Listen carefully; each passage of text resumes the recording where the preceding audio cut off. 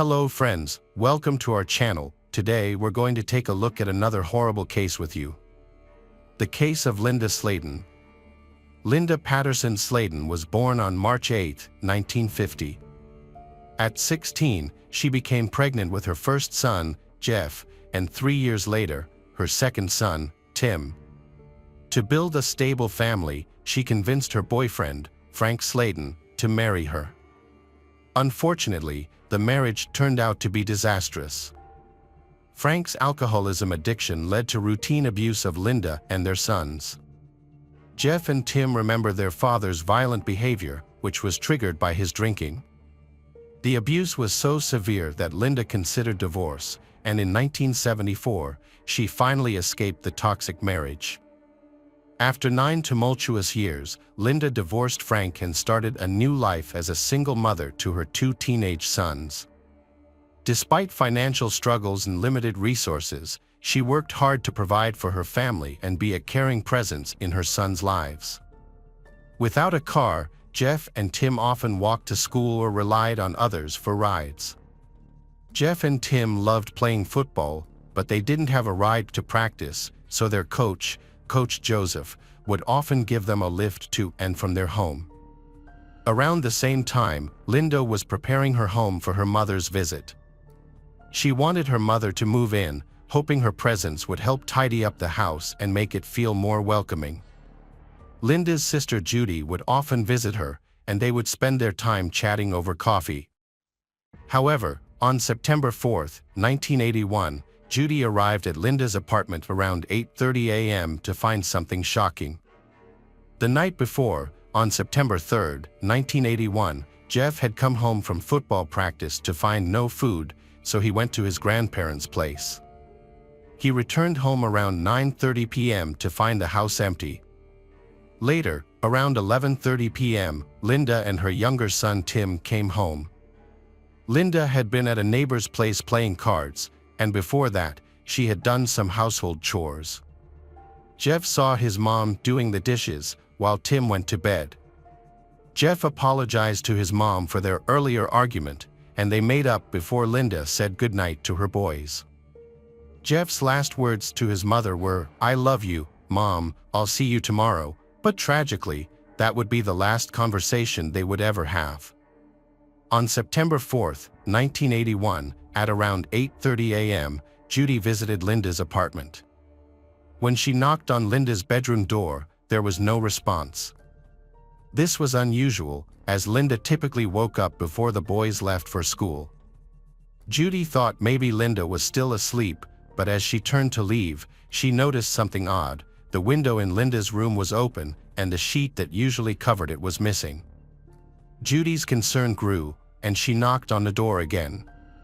This time, she opened it and was met with a horrific sight: Linda's lifeless body on the floor, a wire clothes hanger wrapped around her neck.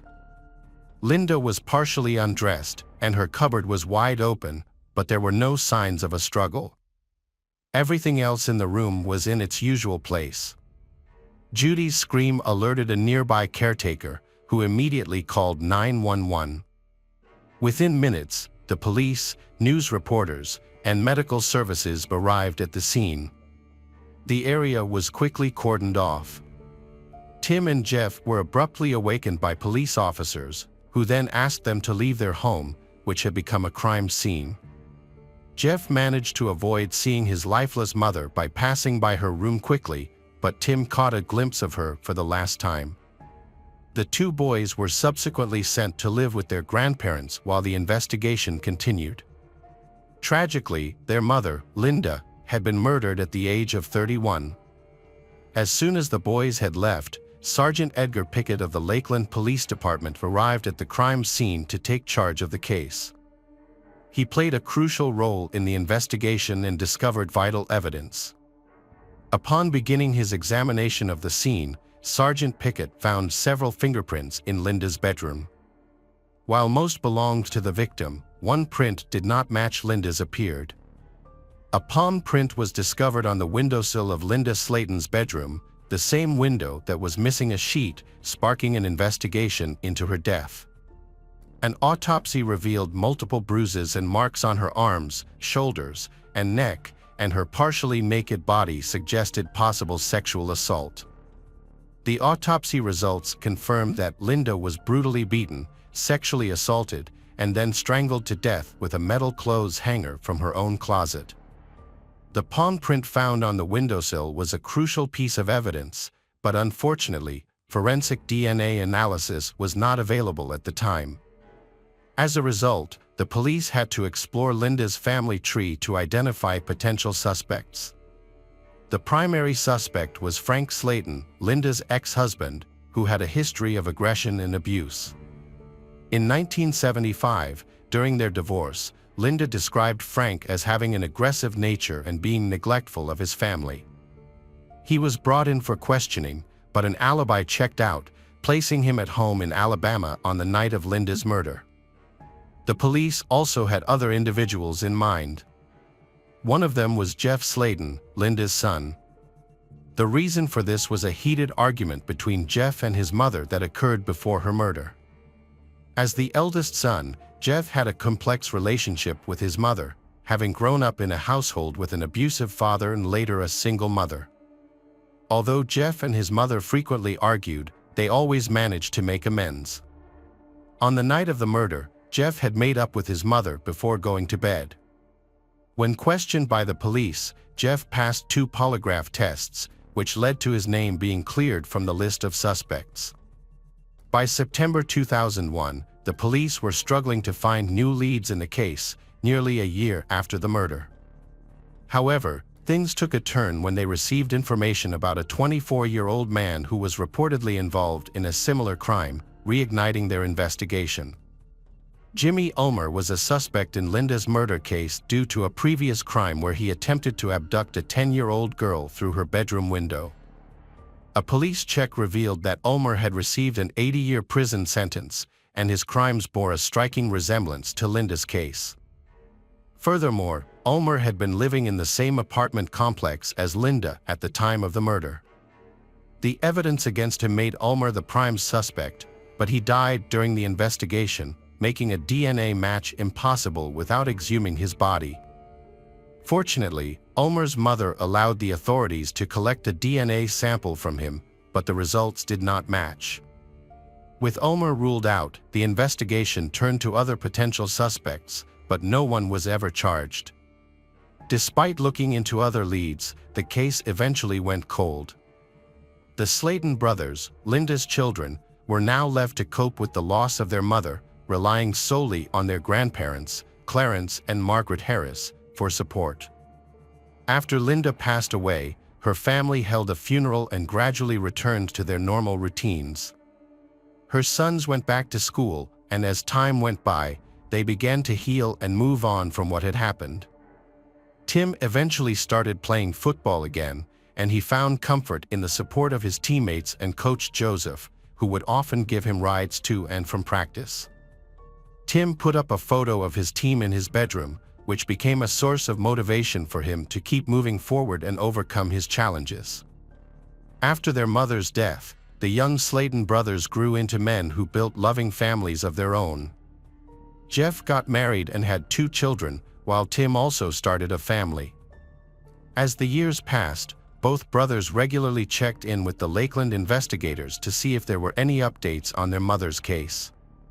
By 1998, Sergeant Edgar Pickett had left the case, and a new investigation team took over. Detective Brad Grace was assigned to the Slaten case and began reviewing the evidence. He discovered unidentified DNA from the 1981 crime scene and sent it to the Florida Department of Law Enforcement's Major Crime Lab for analysis.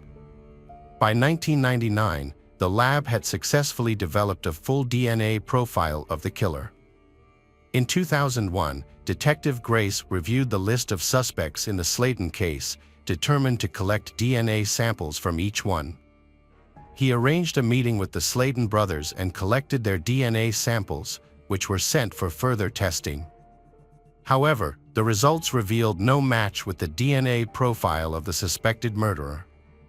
After clearing Jeff's name, Detective Grace turned his attention to Frank Slaten. Frank had since quit drinking and appeared to have overcome his aggressive tendencies, even reconnecting with his sons, Tim and Jeff. Frank agreed to submit his DNA for testing, but it did not match the DNA profile. Detective Grace attempted to find a match for the unidentified DNA profile by submitting it to the FBI's National DNA Database in 2005. Over the years, he eliminated dozens of suspects through DNA evidence, but he retired in 2015 after 17 years on the case. The case was then assigned to new detectives, Tommy Hathcock and Russell Hurley. Detective Tommy made a significant breakthrough in the investigation 3 years in, when they discovered that the Florida Department of Law Enforcement had developed a cutting-edge technology that could help identify unidentifiable DNA. She immediately sent the unidentified DNA from the Slaten case to a genetic genealogist, who uploaded it to a public genealogy website called GeneMatch. The website, run by Moore, produced a list of people who shared DNA with the killer. Moore then used birth certificates, marriage certificates, obituaries, and social media to build a genetic family tree. As she dug deeper, she created 3 branches of the family tree that led to a single individual who was likely responsible for Linda Slaten's murder.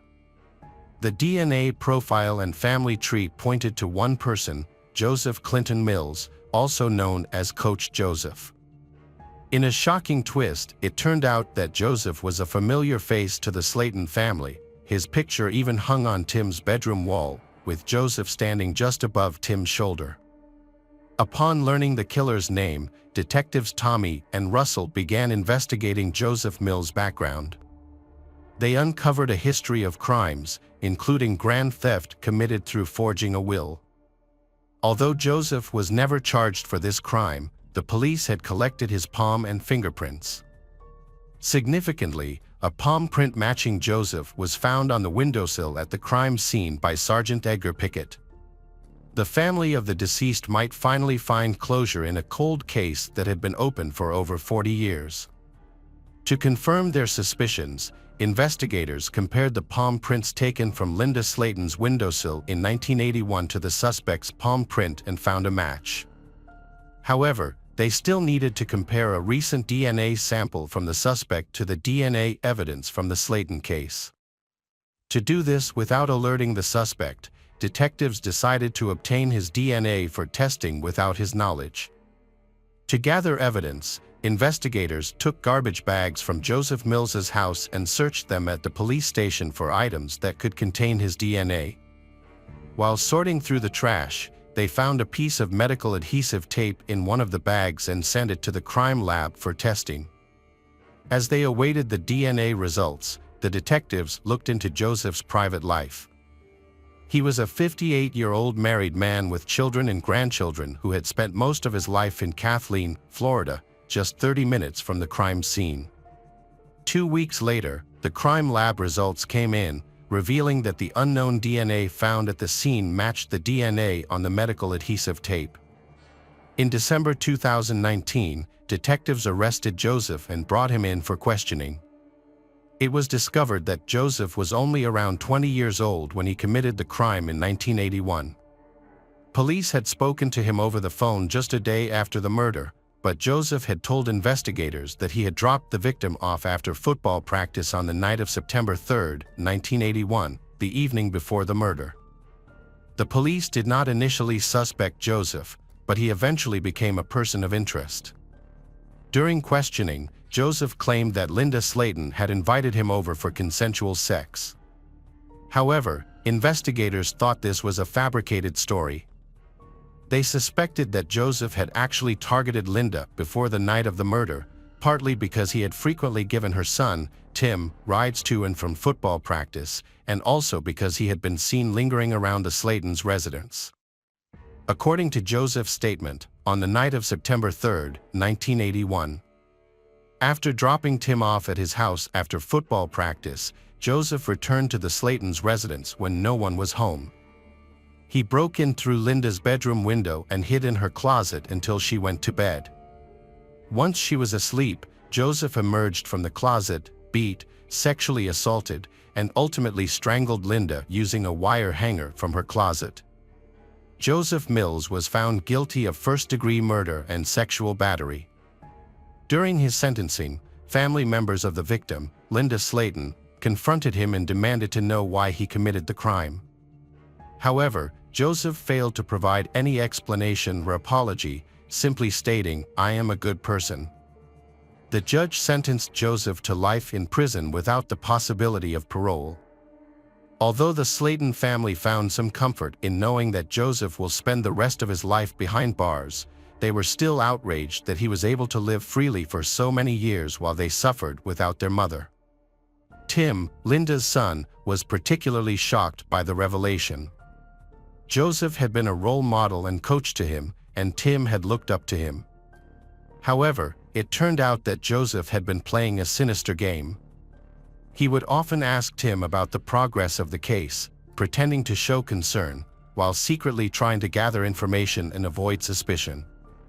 Joseph would ask about new leads and news, but Tim had no idea that the killer was standing right in front of him.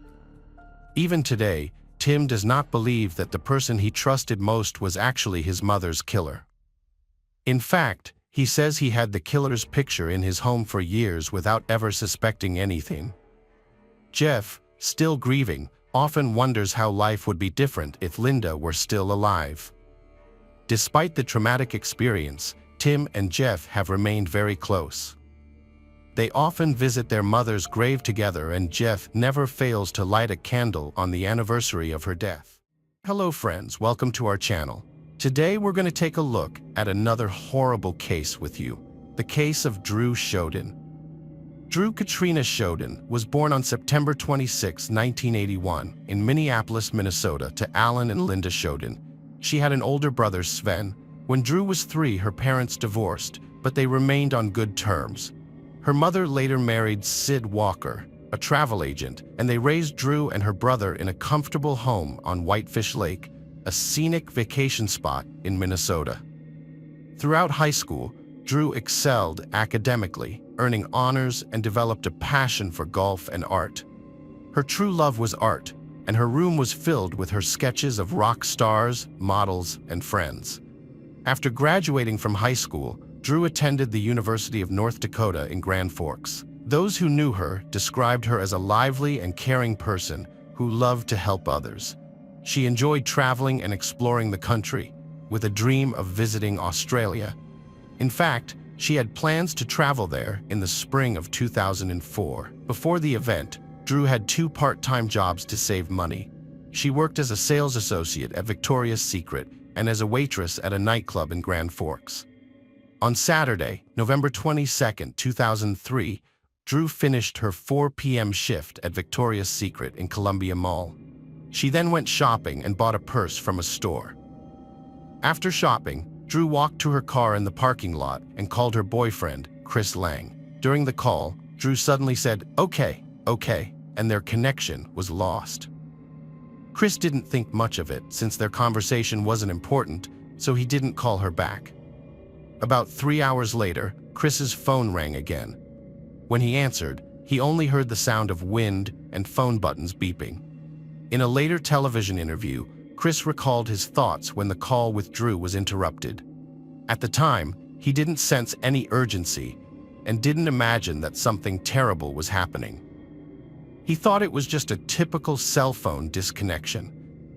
It wasn't until later that he realized the call had been cut off for a much more sinister reason. Drew didn't show up for work at a nightclub, causing her colleagues to worry. Around the same time, her friend and roommate Meg Murphy got a call from the nightclub asking about Drew's whereabouts. Meg didn't know where Drew was and started searching for her by contacting their mutual friends and the local hospital, but she didn't find any leads. By 9 p.m., with no progress, Meg contacted the police, telling them that Drew worked at Columbia Mall. The police sent an officer to the mall, but it was already closed by the time they arrived. While searching the parking lot, the officer found Drew's car. When they inspected the vehicle, they discovered it was unlocked and showed no signs of a struggle or any evidence of a crime. However, they did find a black knife sheath on the ground near the car. The car's interior showed no evidence of theft, with personal belongings including papers, a wallet, and a newly purchased purse still on the seat, indicating that robbery was unlikely to be a motive for any trouble Drew might have encountered. With Drew's friends, boyfriend, and parents unaware of her whereabouts, investigators suspected a possible kidnapping. The investigation initially focused on Chris Lang as the prime suspect, but he was quickly ruled out after it was confirmed that he had a solid alibi, having been 300 miles away in Minnesota at the time of the incident. The police obtained information from Chris about 2 phone calls he had with Drew. The first call was suddenly cut off, and the second call, which took place a few hours later, picked up background noises, including wind sounds and button pressing. The investigators went to the mall where Drew worked the next day to review the security footage. Although there were no cameras in the parking lot where Drew's car was parked, there were multiple cameras inside the mall. Upon reviewing the footage, detectives found a clip of Drew entering a store after her shift. At 4:55 p.m., she calmly purchased a purse, wearing a pink sweater and holding a jacket. After paying, she put on her jacket and left the store, calling Chris on her way out. This call was made at exactly 5 p.m. As we know, their conversation was suddenly interrupted at 5:04 p.m. after Drew said, "Okay." To recreate the events surrounding Drew's disappearance, a detective conducted an experiment. He set a timer for 4 minutes, the length of the interrupted call, and walked from the store where Drew bought her purse to the parking lot where her car was parked. When the timer went off, the detective had reached the parking lot near where Drew's car was found. This suggested that something must have happened to Drew while she was at her car. The investigation was hindered by the lack of surveillance cameras in the parking lot. Despite this challenge, Drew's disappearance generated widespread media attention, prompting a massive response from the public. Alongside the police, over 1,000 volunteers joined the search for Drew, and FBI officers were also involved in the investigation. Drew's last phone call was traced to Fisher, Minnesota, a 30-minute drive from her workplace. The surrounding area is rural, with vast fields. To search for clues, police used helicopters, all-terrain vehicles, horses, and dogs to scour the fields. They also asked local landowners to check their properties, but this initial search yielded no leads. As the investigation continued, the search area expanded daily. 4 days later, a boot was found under a bridge in Crookston, a small town about 30 miles from Grand Forks, where Drew vanished. Notably, a roommate remembered Drew wearing those boots on the day she disappeared. Forensic analysis later confirmed the boot belonged to Drew. In the Crookston area, further searches yielded no new leads, so the investigation turned its focus back to the Columbia Mall surveillance footage. This time, detectives scrutinized hundreds of hours of footage from various cameras, searching for signs of the abductor. They suspected that the person responsible might have been following Drew and could be visible in the footage. After hours of monitoring, the investigators identified a suspicious individual. The man was seen wandering aimlessly around the mall, not purchasing anything, and appeared more interested in observing the people around him than the products on sale. At 3:41 p.m., he sat down on a bench near the mall exit, continuing to watch people pass by. About 10 minutes later, he got up and walked away, wearing black gloves on his hands. After observing the man stand up and leave his seat, investigators made a crucial connection that he only did so when a blonde woman, pushing a grocery cart, walked by him and headed towards the parking lot. The detectives were convinced that this was not a mere coincidence, but rather the man had deliberately selected a potential target and was now following her. The police had no leads on the mysterious woman who was almost kidnapped at the mall, but Drew Shoden was the only person who vanished that day. Given their resemblance, it's possible the kidnapper had a specific type in mind, and so Drew was the next target. Drew left the mall around 5 p.m. when it was already dark, which could have made it easier for the perpetrator to strike. The investigation focused on 3 key locations: Grand Forks, where Drew was kidnapped; Fisher, where her phone was last active; and Crookston, where one of her shoes was found. The FBI reviewed the files of all registered sex offenders in these areas, comparing their photos to the image of the suspicious man from the mall. The only individual who fit the description was Alfonso Rodriguez Jr., a man with a criminal record marked by repeated offenses against women. Alfonso Rodriguez Jr., now 50, has spent 23 years in prison. He was born in Laredo, Texas, in 1953 to migrant worker parents. He was the second of 5 children. Rodriguez described his childhood as unhappy, citing his parents' excessive criticism and unreasonableness. For 15 years, his family moved from state to state before settling in Crookston in 1963. As he grew older, Rodriguez became increasingly isolated, partly due to language barriers. As a Spanish speaker, he struggled with English, making school challenging. He dropped out in the 9th grade and began working as a laborer at the American Crystal Sugar Company plant in Crookston. Rodriguez alleged that he was molested by older women during his youth, which he believed sparked his hostility towards women. In 1974, at 21, he asked a woman for a ride home, but instead took her to a driveway in Crookston, where he attacked her, grabbing her throat and trying to force her into submission. The following month, Rodriguez targeted another woman who was sitting in a parked truck outside a movie theater in Crookston. He threatened her with a knife and instructed her to follow him to a secluded rural area where he sexually assaulted her. In 1979, Rodriguez attempted to abduct a 69-year-old high school English teacher who was walking alone at night in Crookston. When he tried to force her into his car, she resisted. Enraged, Rodriguez stabbed her in the elbow and abdomen with a knife. Despite her injuries, she managed to escape and ran to safety. The teacher, who was also a skilled artist, created a composite sketch of Rodriguez that closely resembled him. This sketch ultimately led to his arrest. Rodriguez was found guilty of attempted kidnapping and aggravated assault, and he was sentenced to 23 years in prison. He served his sentence until his release in May 2003. Notably, Rodriguez was released from prison just 6 months before Drew's disappearance, and he was registered as a high-risk sex offender, indicating that he was likely to reoffend. Alfonso Rodriguez's family expressed concerns to the Minnesota Department of Corrections that he might revert to his old ways before his prison release. But he was released since he had served his full sentence. After his release, Rodriguez moved in with his mother in Crookston, near the bridge where Drew's shoe was found, which wasn't in his favor.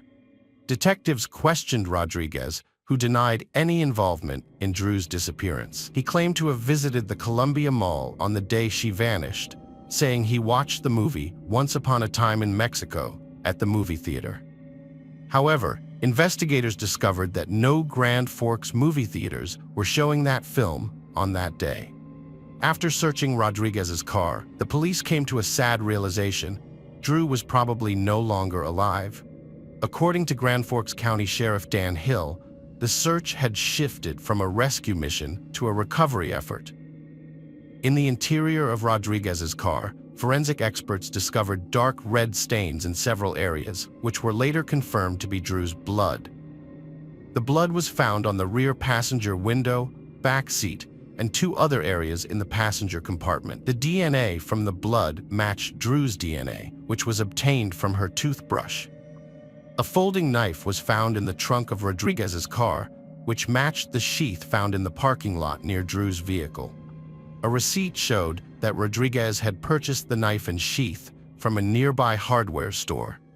Although Drew's body was not found, the evidence was sufficient to charge Rodriguez with her disappearance 8 days later. Rodriguez was arrested and held in a Grand Forks jail. He denied any involvement in Drew's disappearance and refused to cooperate with investigators. Despite the evidence against him, he refused to provide any information about Drew's whereabouts. During a brief bond hearing, his bail was set at $5 million.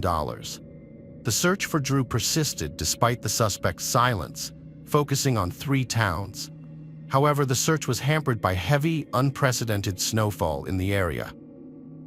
To aid in the search, the governors of North Dakota and Minnesota held a press conference on December 9th, pledging to deploy several hundred National Guard members and state employees.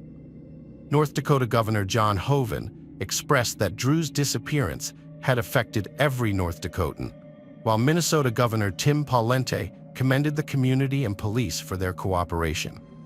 Despite their efforts, no results were found, and the search was eventually suspended due to deteriorating weather conditions. When spring arrived, the search resumed with renewed intensity. As the winter snow began to melt, searchers hoped to finally find Drew after 5 long months.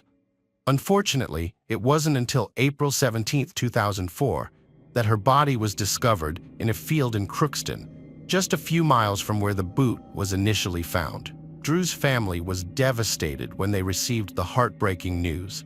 Her father described the moment, saying that they had been waiting for that call, and when it came, it felt like time had stopped. This was their worst fear come true, and it would haunt them for the rest of their lives. The body was found in a field that had already been searched, but the large snowdrifts had concealed it. The circumstances of the crime were immediately apparent. Drew was naked from the waist down, her hands were tied behind her back, and a rope was around her neck. There were also signs of a plastic bag having been placed over her head before the rope was tied. DNA evidence linked to Rodriguez was found on Drew's jacket. An autopsy revealed that she had been subjected to a brutal beating and stabbing before her death. The medical examiner identified 3 possible causes of death: the neck wound, suffocation, or hypothermia. Drew Chaudin's family was finally able to say goodbye to her on April 24, 2004, after months of uncertainty. A mourning ceremony in North Dakota was attended by around 1,500 people. The crime involved both North Dakota and Minnesota, which made it a federal crime since Drew was taken across state lines. This meant the prosecutor's office could pursue the death penalty for Alfonso Rodriguez Jr. Rodriguez was found guilty of Drew's murder on August 30, 2006, and the jury recommended the death sentence. Judge Ralph Erickson sentenced him to death on February 8, 2007, citing the senseless and violent nature of his crime. Notably, Rodriguez became the first person to be sentenced to death in North Dakota in almost a century. However, even after 6 years on death row, Rodriguez refused to admit his guilt. It wasn't until June 28, 2013, that he finally confessed to kidnapping and killing Drew. But the story is not over yet. Ralph Erickson, a former district judge, became a U.S. Court of Appeals judge and later reversed his own decision that had sentenced Rodriguez to death. In 2021, he ordered a new sentencing phase, emphasized that Rodriguez's guilt was clear and question, confirmed by multiple DNA tests. The issue at hand is the appropriateness of the death penalty in this case. Erickson overturned the death sentence, citing 2 key reasons. Firstly, the defense attorneys failed to thoroughly investigate Rodriguez's mental health. Secondly, forensic expert Michael McGee's testimony was misleading. McGee claimed that Rodriguez had violated Drew's sexual integrity within 24 to 36 hours of her abduction, but there was no concrete evidence to support this, such as Rodriguez's seminal fluid on Drew's body. According to Erickson, McGee's opinion was not based on facts and misled him, influencing his original verdict. Despite reversing the death sentence, Erickson noted that the circumstances of Drew's body being found naked below the waist with her hands tied behind her back suggested a sexually motivated crime, even without Rodriguez's seminal fluid being present. Judge Erickson ruled that Alfonso Rodriguez's constitutional rights were violated because his mental health was not properly examined, both in general and at the time of his crime. Hello friends, welcome to our channel. Today we're going to take a look at another horrible case with you, the case of Brandon Duran. Brandon Duran was born in 1980 in San Diego, California. to a father who was a passionate motorcyclist and a former member of the Bandidos Motorcycle Club, considered a criminal organization by the FBI. When Brandon was around 10 years old, his parents divorced, but they maintained a good relationship and shared responsibilities in raising their son. Brandon inherited his father's love for motorcycles and at 25 built his own bike from scratch, which became a treasured possession. He socialized with other bikers but never joined a motorcycle club. However, his life took a dramatic turn when his father unexpectedly passed away in April 2005, plunging Brandon into depression. To overcome his grief, Brandon decided to make a change in his life and embarked on a road trip to Las Vegas on his motorcycle. During his year-long stay in Vegas, he met Amber Andrews, 24, and they fell deeply in love. Their whirlwind romance led to marriage just 2 months later, and Amber became pregnant soon after. In December 2006, Amber gave birth to their son, Brando. The arrival of his son marked a significant transformation in Brandon's life. He became a devoted father and husband, prioritizing his family over his personal interests and securing a high-paying job. Amber failed to prioritize her new role as a mother, instead continuing to frequent biker gatherings and parties. This led to a rapid deterioration in the young family's relationships, with fights becoming increasingly common. The inevitable outcome was divorce, filed just 4 years after their wedding. Brandon was granted full custody of their child due to his ability to provide for himself and his son, unlike Amber. After the divorce was finalized in 2010, Amber returned to her hometown in Oklahoma, while Brandon went back to San Diego with their son. There, he was reunited with his family, who helped him raise his child. As time passed, Brandon's emotional wounds from the failed marriage began to heal, and he became optimistic about the future. However, in the summer of 2012, Amber unexpectedly showed up at his doorstep, asking for a second chance at their relationship. Brandon's long-suppressed feelings resurfaced, and he chose to believe in Amber's sincerity, agreeing to give their relationship another try. With their son Brando set to start kindergarten in September, Amber requested that the three of them visit her parents in Oklahoma, who were eager to see their grandson. Brandon consented, and they began preparing for the trip, planning to stay in Oklahoma for about a week. A few days before Brandon, Amber and their son were due to return to San Diego, Van Emblem reached out to the Oklahoma State Bureau of Investigation.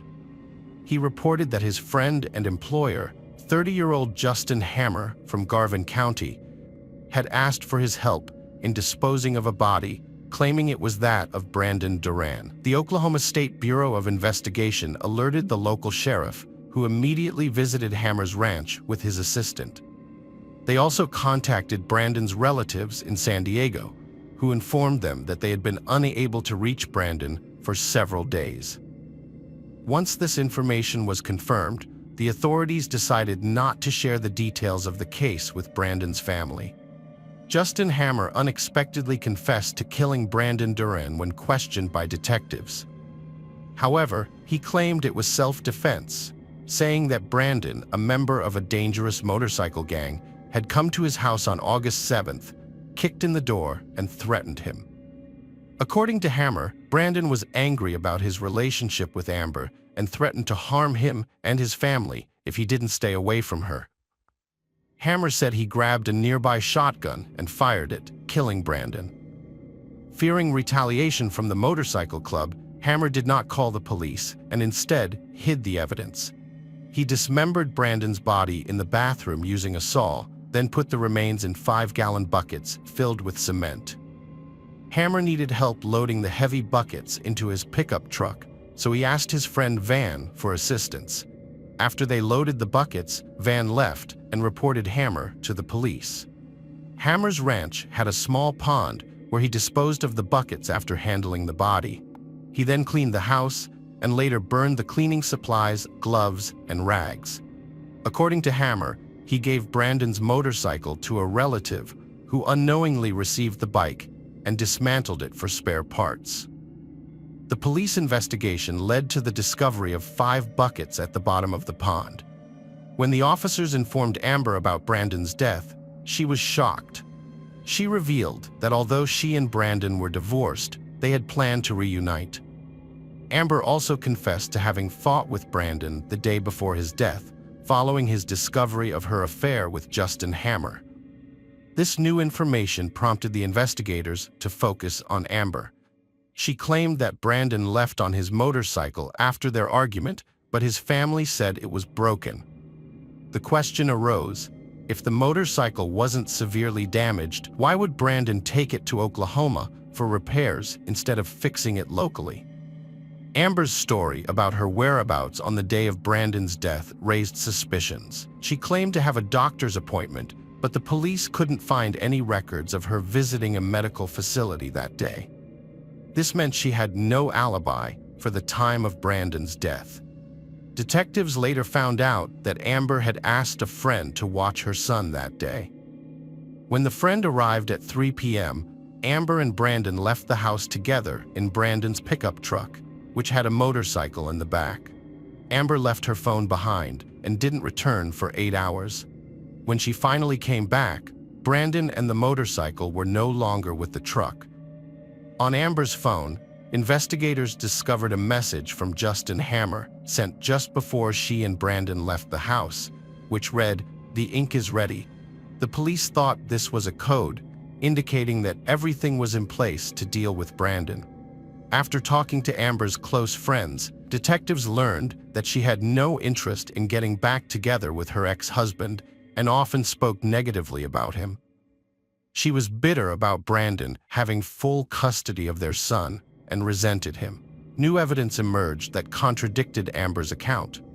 Forensic analysis confirmed that Amber had written the suspicious note found in Hammer's safe, which listed items necessary for disposing of a body. Furthermore, footage from the local hardware store's CCTV cameras revealed that the crime was premeditated. The footage showed Hammer purchasing buckets and other items from Amber's list the day before Brandon's murder. Despite this, Hammer claimed during his trial that he had acted alone in self-defense, attempting to shield Amber from suspicion.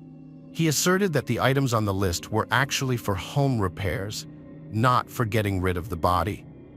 Justin Hammer claimed to have used 2 weapons during the crime, holding a shotgun in one hand and a pistol in the other. However, investigators found this statement suspicious and unlikely. The trial, expected to last several weeks, surprisingly ended with the jury deliberating for only an hour and a half. They returned with a recommended sentence of life in prison without parole. Assistant District Attorney Jennifer Austin expressed satisfaction with the verdict, stating it was a fitting punishment and brought justice to Brandon Duran's family. She believed the sentence was appropriate. Cindy Ware, Brandon's mother, was overjoyed with the jury's decision and acknowledged that it must have been a difficult one to make. She had been hoping for this outcome for 2 years. In October 2014, Justin Hammer was formally sentenced to life in prison without parole. 2 months later, his wife Amber was arrested and charged with first-degree murder of her ex-husband, desecrating his remains, and conspiracy to commit a felony. Despite pleading not guilty, Amber was denied bail. Amber sat in the courtroom, handcuffed and dressed in a light purple inmate suit, expressing frustration that it had taken 32 months to be reunited with her son. She had only just been allowed to return home to him a month prior, and she was desperate to stay with him until the trial. However, District Judge Jeff Virgin of Norman, Oklahoma, denied her request for bail, agreeing with the prosecution's argument that the seriousness of the allegations against her made her a flight risk. The trial, which began in the spring of 2017, was a long time coming. Over 2 years had passed since Amber was charged. She maintained her innocence, with her lawyers claiming she was not present at the crime scene. Conversely, prosecutors Christy Miller and Jennifer Austin argued that Andrews had the strongest motive to kill Brandon Duran. Miller testified that Amber Andrews was the only person with a motive to want him gone, as she needed him to disappear in order to regain custody of their son. According to Miller, Amber had a strong reason to want him out of the way, and Hammer had a place where the crime could be committed. They thought they had come up with the perfect plan. The prosecutor explained that Amber's motive was to get rid of Duran so she could regain custody of their young son. He pointed out that Amber had been absent from home for 8 hours on the day of Brandon's death, and there was no evidence to support her alibi. The prosecutor suggested that Amber had helped Hammer get rid of the body and clean up the house, neglecting her parental responsibilities in the process. However, the defense attorney, Jay Mendros, argued that the prosecutor's office had not provided any evidence linking Amber to the crime. He told the jurors that when there is no evidence, the prosecution resorts to attacking Amber's character. According to Mendros, the state's case was based on a theory, but there was no concrete evidence to support it. Mendros claimed that Amber was not capable of planning a murder, and that Justin, who was afraid of losing her, had committed the crime. Mendros described the situation as a recipe for disaster, with Duran visiting Oklahoma to rekindle his romance with Amber, while Hammer, who had been Amber's boyfriend for a year, feared losing her to Duran. The defense attorney portrayed the case as a tragic love triangle, where Justin Hammer had a strong motive to kill Brandon Duran, as he was torn between his feelings for Amber and the threat Duran posed. The attorney argued that Amber had been emotionally involved with both men and had oscillated between them, making it difficult to pinpoint her true intentions. The prosecution's case relied on twisted and distorted statements that created a sinister impression in an attempt to imprison someone based on speculation and rumors. The attorney emphasized that, in the American justice system, people are not convicted on assumptions. There must be concrete evidence, and in this case, there was none to suggest that Amber was a co-conspirator or a murderer. Justin Hammer had confessed to the murder, taking full responsibility for the crime. However, during the trial, it was Amber Andrews who was found guilty of the crime. The jurors delivered a guilty verdict after hearing closing arguments, recommending a life sentence for the 35-year-old.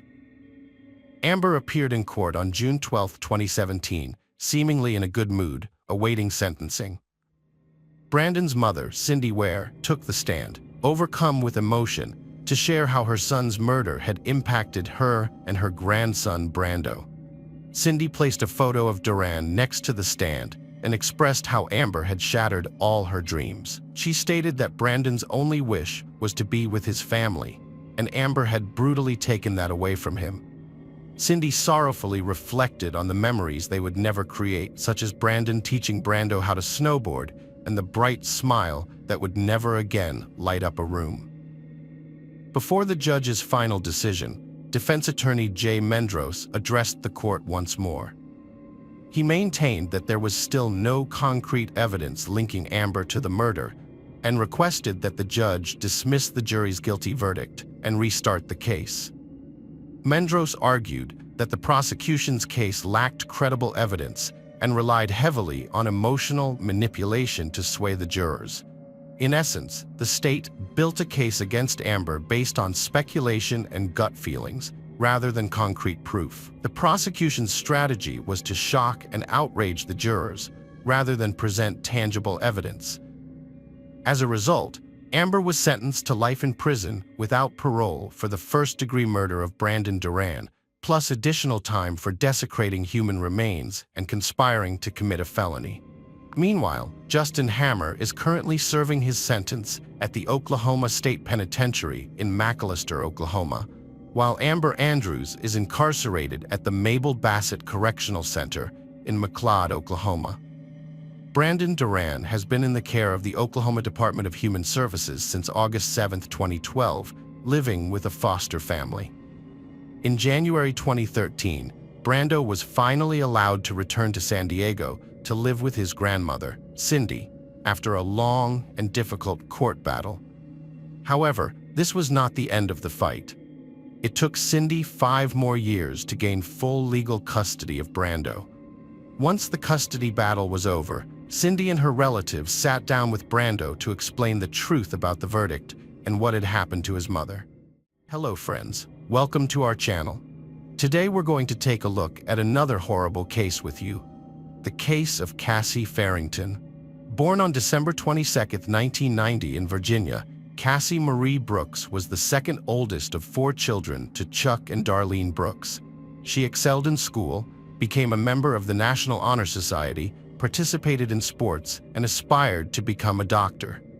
However, everything changed when she got pregnant at 16. She had to adjust her plans, and in 1 month, she graduated from high school, gave birth, married Bradley Farrington, and moved out of her parents' house. Years later, Cassie had a second child, but her marriage began to deteriorate. At 22, she got divorced. With her 2 children, she lived in Silver City, a town where she worked as a nurse at a local hospital and rented a place from a coworker. By the time Cassie turned 23, she had entered a new romantic relationship with a man named David Barry. He quickly formed a strong bond with her 2 children, which brought her great joy. Cassie and David took their time building a life together, and she was thrilled to report to her family and colleagues that he brought happiness and stability to both her and the kids. On March 24, 2014, Cassie phoned her parents after finishing her night shift at Silver City Hospital. During their conversation, she outlined her plan for the morning, driving home, picking up the kids, taking them to school, and then returning home to rest for a few hours before picking them up again later that day. Cassie was supposed to pick up her kids from school, but she didn't show up even after their classes had finished. School staff tried to reach her, but couldn't, so they called her parents. Her mother, Darlene, tried to call her too, but there was no answer. Darlene thought maybe Cassie had just overslept after working a night shift, so she asked Sherelle, Cassie's landlord, to check on her. Sherelle went to the house, knocked on the door, and called out Cassie's name, but got no response. She then went around to the back door, looked through the window, and saw water pouring out of the bathroom into the kitchen. Sherelle knocked on the door again, louder this time, and shouted Cassie's name, still with no response. She used her own key to unlock the door and entered the house, where she heard the sound of running water getting louder. As she walked through the wet kitchen towards the bathroom, she continued to call out Cassie's name, her voice starting to shake. When she finally saw Cassie, her worst fears were confirmed. Cassie's body lay face down in the overflowing bathtub, water still pouring out. Sherelle found her and pulled her out of the water, placing her on the floor. Unfortunately, it was too late to try CPR, her body indicating Cassie had been dead for several hours. Sherelle quickly called 911 to report the situation, and paramedics and police were dispatched to the house. She also had the difficult task of informing Cassie's parents of their daughter's passing. While waiting for help to arrive, Sherelle searched the house and discovered another bathtub, also overflowing with running water, suggesting a possible accident or intentional act. The tub had a feature to prevent overflow, so the extra water flowed into the drain instead of spilling onto the floor. Sherelle noticed that the towel rack, which was previously mounted on the wall, was now lying on the floor, having been torn off. Meanwhile, Chuck and Darlene, who lived in Arizona, immediately dropped everything and traveled to Silver City after receiving the news. A couple of hours after receiving the devastating news, Cassie's parents arrived at the house where her body had been found. The police were already on the scene, and they noticed that there was no evidence of break-in. The doors and windows were locked, and the glass was intact. Additionally, valuable items that might have attracted a thief were left untouched. The police chief's first question to Cassie's parents was whether their daughter had been suicidal or had any reason to take her own life. Cassie's parents, Chuck and Darlene, were adamant that their daughter would never do such a thing, especially not with young children depending on her. Despite their protestations, the police chief repeated his suggestion that Cassie's death was likely a deliberate act. The police investigation was remarkably brief, lasting only a few hours, which struck Cassie's parents as unusual. Typically, the police take days to thoroughly examine the scene of a tragedy. In this case, they seemed eager to wrap things up quickly, even telling Sherelle that she could reuse the house soon. This hasty approach only added to Cassie's parents' growing unease, prompting them to decide to investigate the house themselves. When Cassie's parents drained the bathtub, they were surprised to find water still in it. They also discovered a series of black streaks on the tub's sides, similar to the marks left by rubber-soled shoes on the floor in various areas. Additionally, they found Cassie's glasses, hairband, and a coat hanger. Given these discoveries and the lack of fingerprint evidence collected by the police, Chuck and Darlene suspected that the authorities might be trying to quickly close Cassie's case as non-criminal. However, a call to the district attorney's office prompted the police to appear more diligent in their investigation. The medical examiner's report ultimately prevented the case from being closed. It revealed that Cassie's body had multiple bruises, including those on her neck. The forensic medical examiner concluded that her death was a homicide caused by an unspecified mechanism of injury. Unfortunately, the crime scene was no longer of significant use due to the property owner's subsequent cleanup and renovations. As a result, the police were unable to uncover new leads, leaving Cassie's parents with no updates on the case for months. David Barry, who had been in contact with Cassie before her death, was quickly cleared as a suspect due to his solid alibi. As time went on, Cassie's parents, Chuck and Darlene, grew increasingly frustrated with the local police, feeling they were not doing enough to investigate their daughter's death. After meeting with the chief district attorney, Chuck and Darlene requested that action be taken against Detective Jose Sanchez, who was handling the case. The district attorney reviewed the case file and agreed that Sanchez had made several mistakes. As a result, Sanchez was removed from the case and a more experienced detective was assigned. The new detective focused on the person Cassie's family and close friends had suspected from the start, her ex-husband, Bradley Farrington. Cassie and Bradley were in a bitter dispute over their children's custody at the time of her death. Given the court's likely ruling, it's probable that the children would have remained with their mother. Bradley stood to gain the most from Cassie's death, as it would grant him custody of the children and release him from his child support obligations. Bradley Farrington became a suspect in Cassie's death investigation. Having quit the force just months prior, Bradley had a motive for the crime. Moreover, his law enforcement background gave him the necessary expertise to manipulate the investigation and conceal evidence. Unfortunately, the bathwater had erased any potential DNA evidence and destroyed the shoe prints on the floor. Any incriminating evidence that may have linked Bradley Farrington to the crime scene was irreparably lost due to the incompetence of the local police. The only remaining option to hold Bradley accountable was through eyewitness accounts. Cassie told her parents that Bradley had often been abusive to her and the children, and that he had even mocked her, suggesting she try to report him to the police. As a Silver City police officer at the time, he felt invincible and above the law. It's heartbreaking to imagine Cassie's desperation, knowing she couldn't seek help from the police because her abusive husband's friends were part of the force. At her workplace, she confided in coworkers about Bradley's threats, including his chilling warning that he would make her disappear and no one would ever know. But in the end, 19 months later, on October 23, 2015, Bradley Farrington was arrested and charged in connection with her death. Bradley stood trial for Cassie's murder. At the trial, the prosecution presented multiple witnesses, including Cassie's parents, friends, and coworkers, who all testified about the abuse Cassie had suffered at the hands of her police officer husband. Additionally, Dr. Michael Hunter, a leading forensic expert from San Francisco, testified, assessing the conclusions drawn by local experts.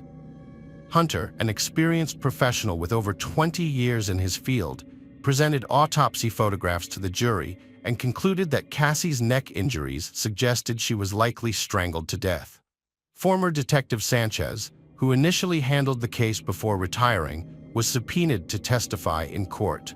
He stated that he never considered Bradley Farrington a suspect during the initial investigation, as there was no evidence to warrant it. Sanchez also revealed that no fingerprints were collected from the crime scene. Sanchez expressed his suspicion that the crime scene had been intentionally cleaned up after the fact, which would explain why no fingerprints were found.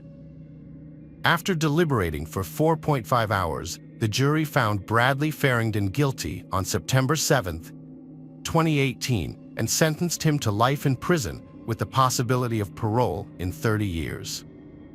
In 2020, Farrington appealed his conviction to the New Mexico Supreme Court. He argued that the trial court had improperly allowed friends, family members, and co-workers of the victim to testify about statements Cassie made regarding his threats and acts of domestic violence. The state's highest court has upheld Bradley's conviction, ruling that there was sufficient evidence to support it. The court also rejected Bradley's appeal against the hearsay testimony that was allowed during his trial. Bradley is currently serving his sentence in prison. His children are now in the care of his parents, who are restricting their contact with the family of the victim. Hello friends, welcome to our channel. Today we're going to take a look at another horrible case with you, the case of Danielle Jennings. Danielle Jennings was born on September 16, 1978, in Columbia, South Carolina, USA. She spent her childhood in Stockton, Georgia, with her mother and stepfather. Despite her cheerful and outgoing personality, Danielle faced a challenging situation when she became pregnant at the age of 16. However, she was determined to be a good mother and had no doubts about having her child. After the breakup with Carl, the father of her child, Danielle gave birth to her son, Tristan, in 1996. At just 17 years old, she became a single mother. Despite the challenges, Danielle was determined to provide the best life for herself and her son. She eventually met Luis, a man who would become a father figure to Tristan. Danielle and Luis had known each other since they were teenagers and had been friends in the past. When they started dating, Danielle was happy to have found someone who could support her and her son. Luis took care of Danielle and Tristan, and she felt like her life was finally falling into place. They moved in together, and Danielle found a job at a landscaping company. She was proud of herself for taking this step and was glad to have found a sense of stability and security. In December 1998, Luis proposed to Danielle, and she happily accepted. At the time, Danielle's life was on the upswing. She had a wonderful son, was engaged to the man she loved, and had promising career prospects. However, her life was about to take a devastating turn. On March 15, 1999, Luis came home from work to find Danielle lifeless on their bed. Their son, Tristan, was at daycare that day. Luis immediately knew something was wrong based on the color of Danielle's skin. He called 911, and police arrived at their apartment in Norcross, Georgia. The initial information was that a woman had died and her fiancé had made the 911 call. This raised suspicions among investigators, as it is not uncommon for the partner to be involved in the death of their loved one. Luis reported the crime to the police at the apartment entrance, stating that the victim was 20-year-old Danielle Jennings. According to Luis, he found Danielle's body when he returned from work. She was lying face down on the bed, and when he turned her over, he discovered that she was dead. Luis immediately called 911. The police took Luis to the station for questioning, and investigators examined the crime scene. Danielle was lying on her back on the bed, fully dressed, with a ligature around her neck. The ligature was a stocking tied very tightly, indicating that the perpetrator left her no chance of survival. The stocking was tied at the back of Danielle's neck, suggesting that the perpetrator was behind her when she was strangled. The bed was disheveled, and one of the dresser drawers was open, possibly indicating that the perpetrator took the stocking from her drawer. Additionally, Danielle's purse had been rummaged through, with its contents dumped out. The police considered the possibility that the crime was a robbery that escalated into murder, but noted that valuable items such as cameras and jewelry remained untouched. The investigators considered the possibility that the perpetrator's goal was to steal from the apartment, but after encountering Danielle, decided to kill her to eliminate her as a witness. They also explored the possibility that the crime scene was staged, as the front door showed no signs of forced entry. After searching the surrounding area, they found no evidence. The sliding glass door leading to the backyard was locked and showed no signs of forced entry. Based on their findings, the investigators concluded that Danielle must have let the perpetrator involuntarily, or that the perpetrator had a key to the apartment. This led them to focus on Luis, Danielle's fiancé, as the main suspect during their questioning. Luis was very emotional about the situation, as romantic relationships can sometimes lead to intense anger and sad consequences. The interrogation began with questions about his whereabouts on the day of his fiancé's death. According to Luis, he spent the entire day at work, and the last time he saw Danielle was Danielle was when he left for work in the morning. They both left the apartment at 6:45 a.m., but Danielle returned to get something. Luis claimed that Danielle was worried about an important meeting with management that day and seemed a little distracted. He also mentioned that Danielle called him at 11:30 a.m. to ask if he wanted to go to lunch with her, but he refused because he had a lot of work to do. Luis tried to contact Danielle later that day, but she wasn't answering. He called her colleagues and learned that she had gone out for lunch but never returned. When he tried to call their home phone, Danielle didn't answer. This led him to leave work and check on her. When he arrived at their apartment, he noticed that the front door was unlocked, and he found a jar that made him nervous. During the investigation, Luis stated that they had a good relationship and were deeply in love. Luis expressed that he was depressed and felt that the police were wasting their time by interrogating him, as he believed the real culprit was still at large. Detectives interviewed Danielle's friends and family, who all confirmed that Luis could not harm Danielle, as they were planning a wedding and were in love. Luis's co-workers also confirmed that he was at work all day, which ruled out any possibility of his involvement in the crime. Luis mentioned that Danielle had been receiving excessive attention from her co-worker, Jeff, who made her uncomfortable. Investigators went to Danielle's workplace and spoke to her boss, who confirmed that Danielle had complained about Jeff's behavior. Jeff's behavior was making Danielle uncomfortable. He was touching her and interfering with her work. Danielle had made it clear that she was in a committed relationship with Luis. Despite this, Jeff continued to make Danielle feel uncomfortable. The situation was also complicated by the fact that Jeff was 40 years old, while Danielle was just 20. Danielle's co-workers reported that she left the office for lunch, but never returned, providing investigators with a timeline for when the attack occurred. This raised suspicions about Jeff, who was absent from the office during the same time frame. The investigation explored the possibility that Jeff may have attacked Danielle after she opened the front door to her home. This could explain why there were no signs of forced entry. Jeff was brought in for questioning to discuss his relationship with Danielle. During the questioning, Jeff acknowledged inviting Danielle to lunch, but denied any involvement in Danielle's death. He did admit to liking Danielle, but stated that he didn't engage in any inappropriate behavior that would justify her complaint against him. Jeff claimed that he couldn't have attacked Danielle because he had an alibi. According to Jeff, he was with another colleague all day, working on various issues and driving around the city together. This meant that it was impossible for him to have committed the crime. Jeff identified a co-worker who he claimed was with him at the time of the crime. Investigators met with this co-worker, who confirmed Jeff's alibi, thus ruling out Jeff from suspect. The autopsy report provided some insight into the circumstances of Danielle's death. The cause of death was asphyxia, indicating that Danielle was attacked by surprise. Investigators concluded that the perpetrator approached her from behind and tightened the stocking until she lost consciousness. The perpetrator then tied the stocking in a knot to prevent Danielle from regaining consciousness. The lack of defensive injuries on her body suggested that Danielle did not resist the attack. In fact, the only injury on her body was the ligature mark on her neck, indicating that she may not have even seen the face of her attacker. The police investigation at the crime scene did not yield any evidence that could help identify the perpetrator.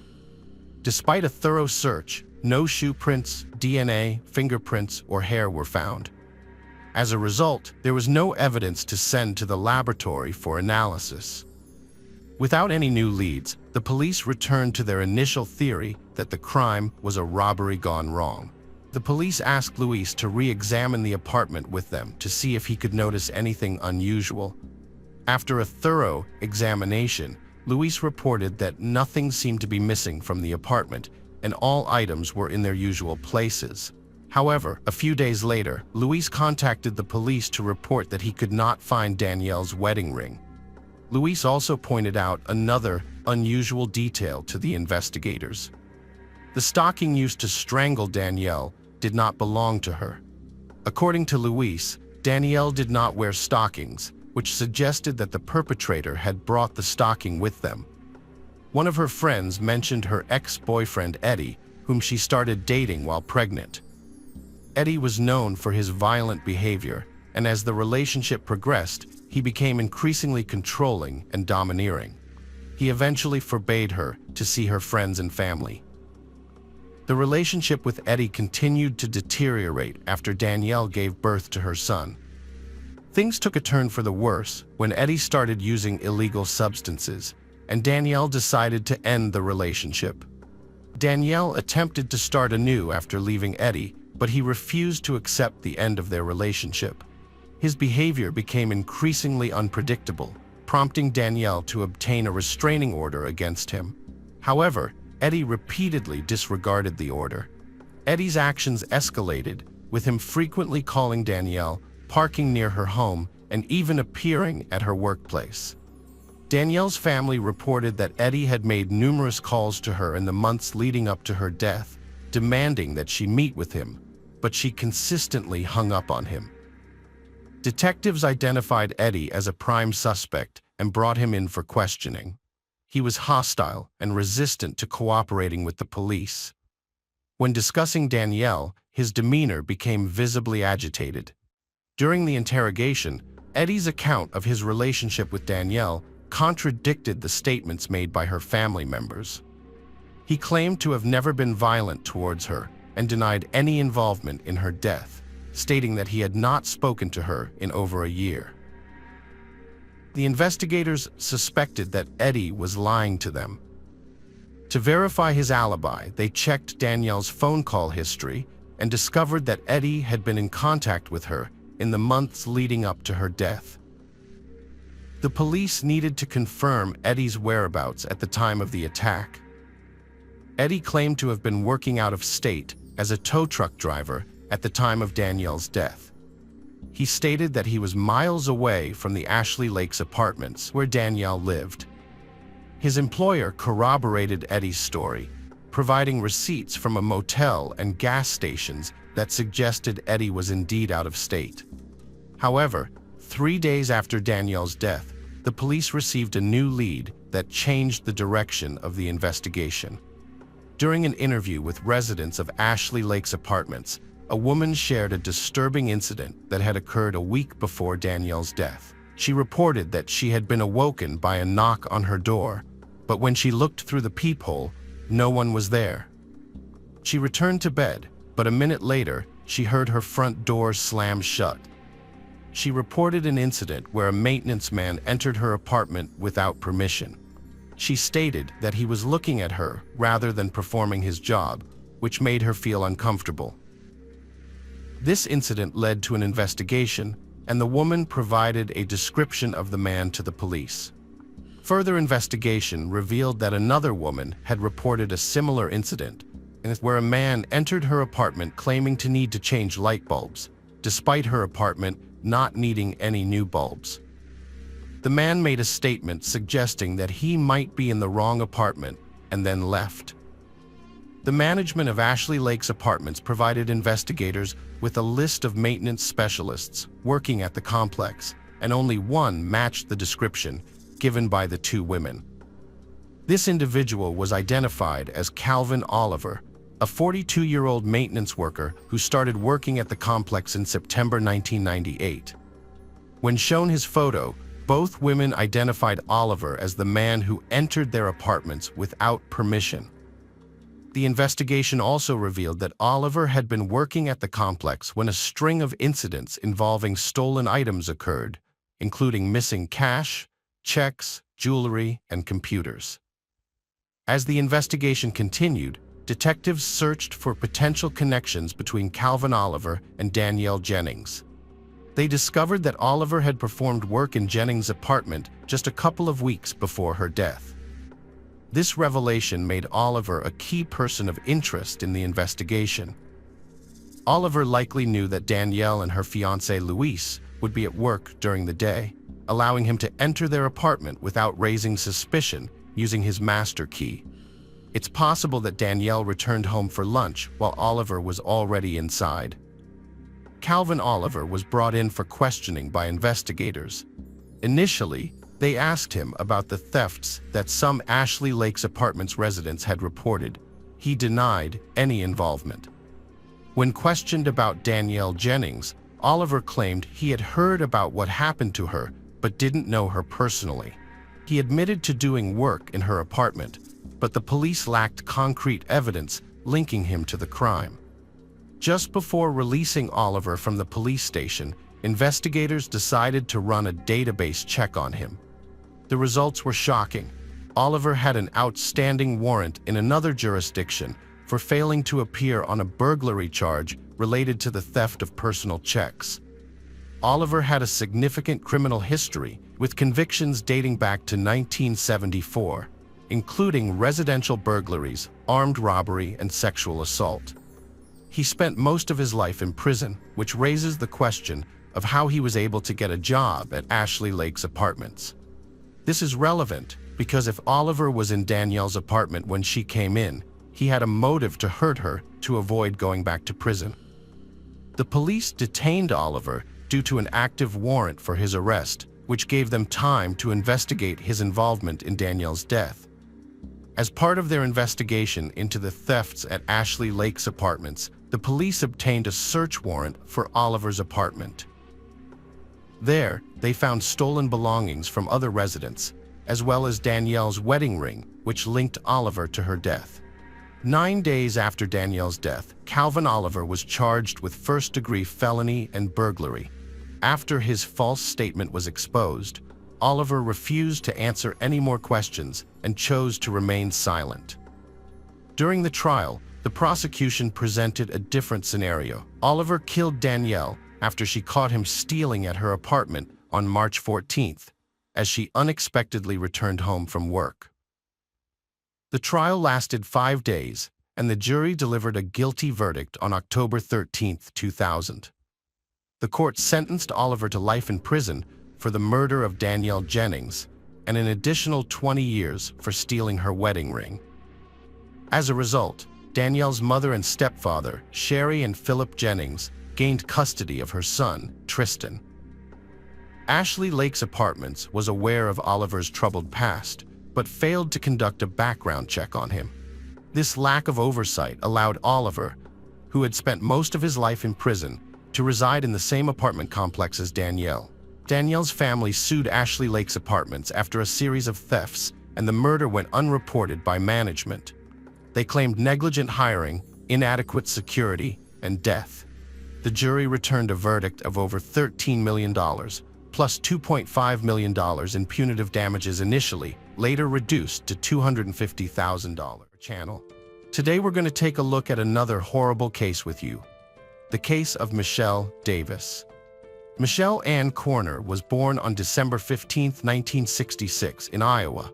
By 2008, she was a 41-year-old mother of 3 living in Des Moines. Her divorce from her husband, Randy Davis, was nearly finalized, and she had taken steps towards starting anew. Michelle had moved into her own apartment and obtained a restraining order against Randy. This marked a significant turning point in her life. However, the years leading up to the divorce were tumultuous for the family. Michelle, described as friendly and adventurous, with a passion for motorcycles, she was a respected and authoritative secretary at a trucking company. On September 11, 2008, Michelle having finally escaped the burdens of her troubled marriage. Colleagues noted the change in her demeanor since her separation. Michelle left work around 4:30 p.m., but her newfound freedom was short-lived. Just after she left, 911 operators began receiving calls about an accident on Interstate 235. A Mercury Sable was found upside down, with Michelle still wearing her seatbelt, unconscious in the driver's seat.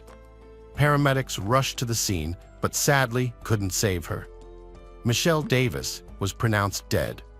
After arriving at the scene, the police initially believed that Michelle lost control of her vehicle, resulting in an accident. However, they quickly ruled out this theory the next day. Forensic experts determined that Michelle's death was not caused by injuries sustained during the rollover, but rather by a gunshot wound to the head. The bullet was extracted and sent for analysis in the hopes of identifying the perpetrator. As they waited for the results of the ballistic examination, local authorities took precautions to ensure public safety. They considered the possibility that Michelle was a random victim and that the shooter might strike again. To address concerns, the police increased patrols in the area. Once it was clear that Michelle's death was not an accident, detectives revisited the crime scene to search for clues. Unfortunately, their efforts yielded no results, as they found neither the cartridge case nor any other evidence to aid in the investigation. The police initially thought Michelle was the victim of a car accident, so the traffic services cleared the site, potentially destroying any evidence. Despite this, the detectives remained hopeful that they could still find answers by reviewing traffic camera recordings. These recordings often help solve cases, and this one was no exception. The investigators started studying the recordings from the traffic cameras, focusing on the one closest to the crime scene. They rewound the recording to the time when people started calling 911. After half an hour, they found what they were looking for. The video showed Michelle's car lying upside down, but the footage was of poor quality, resembling a slideshow with separate pictures and intervals between them. Michelle Davis's family was shocked when investigators revealed her death was not an accident.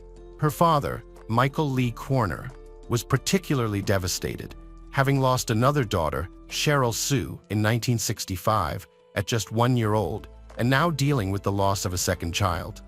Michelle's family described her life as having changed significantly in recent times.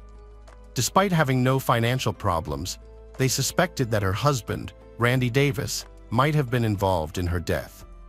Their divorce was almost finalized, and Michelle had filed a restraining order against Randy. This revelation led the investigators to consider Randy as a potential suspect. Meanwhile, another detective spoke with Michelle's colleagues at her workplace and discovered that she had been in a close relationship with a man named Matt Jorgensen, who was also a colleague. This new information added another suspect to the investigation, as the police sought to understand the complex circumstances surrounding Michelle's death. According to Michelle's friend, Michelle and Matt Jorgensen had mutual feelings for each other. However, since Michelle was going through a divorce from Randy Davis, they kept their relationship private, only sharing it with close friends and colleagues. When investigators spoke with Matt, he openly discussed his relationship with Michelle and provided a detailed account of his whereabouts on the day of her death. He claimed they never had any arguments or fights. The police verified his alibi, and he was subsequently eliminated as a suspect. The ballistic examination revealed that the murder weapon was a .22 caliber rifle, and experts determined that the shot was fired at close range. Given that the crime occurred on the interstate, the police believed the shooter was likely in another vehicle that was driving alongside Michelle's car. This new information led to the emergence of a new suspect in the case. The police received a tip from Michelle's insurance company that her brother Todd was seeking payment, raising suspicions of a life insurance-motivated crime. A detective visited Todd's house to investigate. When the detective started asking Todd about his whereabouts on the day of Michelle's death, Todd realized he was a suspect.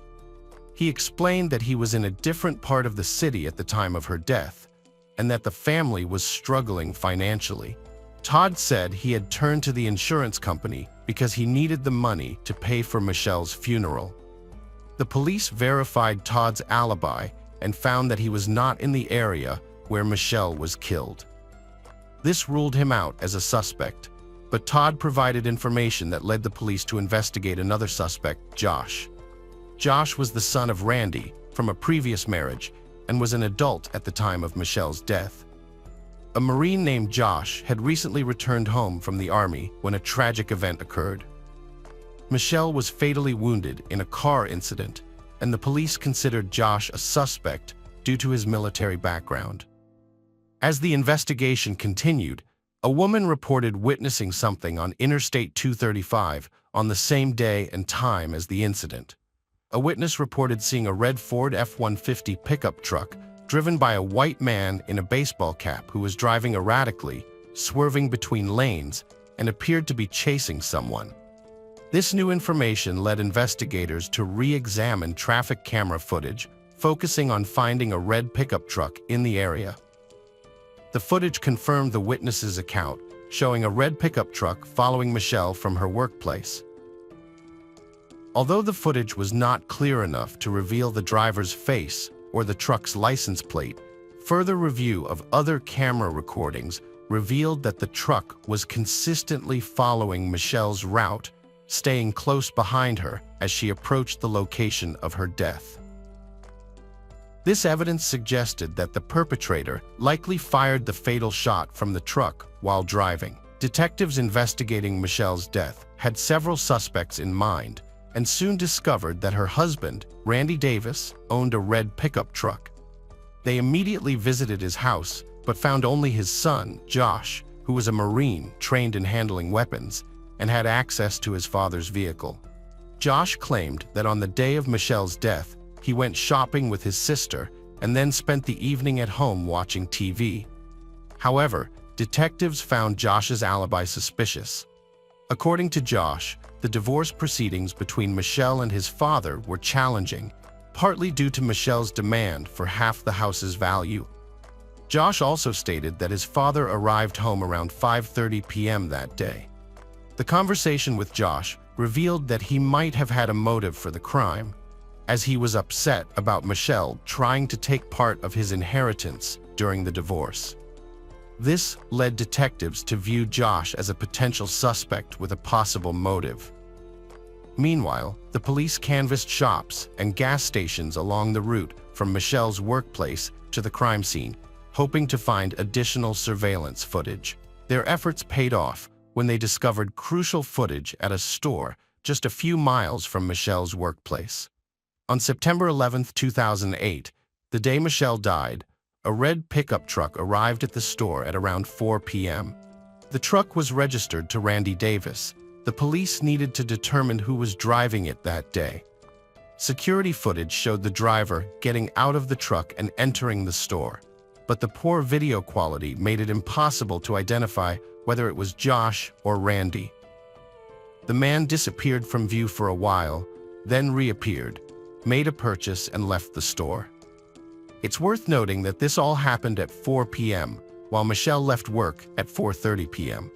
The police continued to analyze the footage and found that the pickup truck returned to the store several times over the next 30 minutes, but the driver didn't get out of the truck on these subsequent visits. The truck's final appearance near the store coincided with Michelle leaving work. Despite being unable to identify the suspect, the police tried to contact Randy Davis again. This time, he responded and came to the police station. The investigators informed Randy of his rights and made it clear that he was not under arrest. Randy agreed to cooperate and answer some questions. When asked about his activities on September 11th, Randy mentioned that he was going through a difficult divorce with his wife Michelle, with whom he had been married for 17 years. Randy claimed to have worked as a carpenter and was at work on the day of the incident. When questioned about his return time, Randy initially hesitated before stating that he arrived home at 3:45 p.m. However, this statement contradicted the surveillance footage and Josh's testimony, which indicated that Randy arrived home around 5:30 p.m. Randy further stated that he didn't leave his home after 3:45 p.m. and was home alone until Josh joined him to cook dinner together. However, this information conflicted with Josh's testimony, which stated that he was already home when Randy arrived. The alibis of Randy and Josh were intertwined, and investigators realized that one of them was not telling the truth. To test Randy's reaction, investigators informed him that Michelle had died from a bullet wound, not from injuries sustained in a car crash. Randy showed little reaction to this news, pretending to be surprised and lowering his eyes. When investigators asked him when he last saw Michelle, Randy requested a lawyer, which ended the conversation. The investigation was lacking in crucial evidence, including the weapon used to take Michelle's life, so Randy Davis was released. On September 15, 2008, Michelle's family and friends gathered to pay their respects at her funeral. Randy Davis attended the ceremony, putting on a show of grief, including bursting into tears. The investigators were working hard to find the answer. Unexpectedly, Josh Davis, Randy's son, walked into the police station with his lawyer and offered to make a statement. According to Josh, his father's car was parked in the driveway when he returned home from his sister. On September 11, 2008, Randy Davis committed a horrific act of violence. His wife, Michelle, had filed for divorce and was seeking part of the property in the divorce proceedings. Randy was unable to accept this and decided to take drastic measures.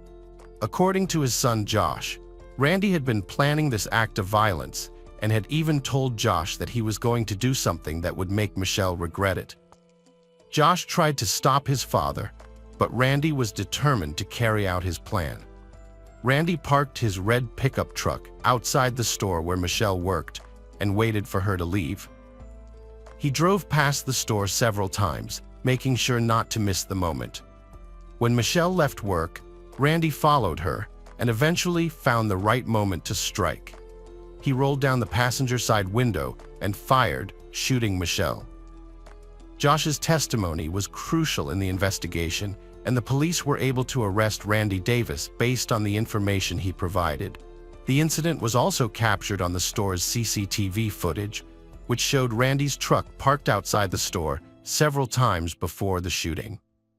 Randy Davis was initially charged with first-degree charges for the death of Michelle, but he made a deal to plead guilty to second-degree deprivation of life in exchange for a reduced sentence. As a result, Davis was sentenced to 50 years in prison in 2010. Hello friends, welcome to our channel. Today we're going to take a look at another horrible case with you, the case of Jolene Cummings. Jolene Cummings, a 34-year-old mother of three, lived in Fernandina Beach and was going through a divorce from her husband, Jason. As part of their arrangement, Jason would pick up the children on weekends from their home in Fernandina Beach, where Jolene lived with them. Jolene worked as a hairdresser at Tangle's Hair Salon. On Saturday, May 12, 2018, she worked until 5 p.m. The next day was Mother's Day and also her 34th birthday. According to their plan, Jolene was supposed to meet Jason in the parking lot of the Winn-Dixie supermarket in Hilliard on Sunday to pick up the children. However, Jolene failed to show up, and Jason was unable to reach her by phone. Jolene's mother, Ann Johnson, also tried to contact her to wish her a happy birthday, but all her calls went straight to voicemail. Jason eventually called and to ask if she knew why Jolene hadn't arrived to pick up the children. Jolene failed to pick up her children, which was unusual behavior for her. Concerned, Ann reported Jolene missing to the police on Monday, May 14th, after being unable to contact Jolene. The police immediately launched an investigation and issued a missing person poster with Jolene's photo. They also put out an alert for her 2006 Ford Expedition. On the same day, police and volunteers searched the forest area near Jolene's home but found nothing. The police learned that Jolene was last seen leaving work at the Tangles Salon on Saturday, May 12. The salon's owner reported that Jolene and her coworker, Jennifer, had closed the salon together at 5 p.m. that day. According to Jennifer, they had each gotten into their own cars and driven away separately after work. The police discovered that Jolene's last phone activity was an outgoing call made while she was still at work on May 12. The police were determined to find a lead and began scrutinizing Jolene's personal life. They focused on her ex-boyfriend Jason, as spouses often turn against each other during divorce and custody battles.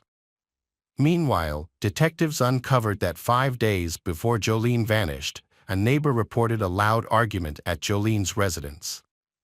The dispute was between Jolene and Jason, with their children present. Jason had asked Jolene to let him stay with her temporarily, but she refused, knowing the police were searching for him for violating his parole.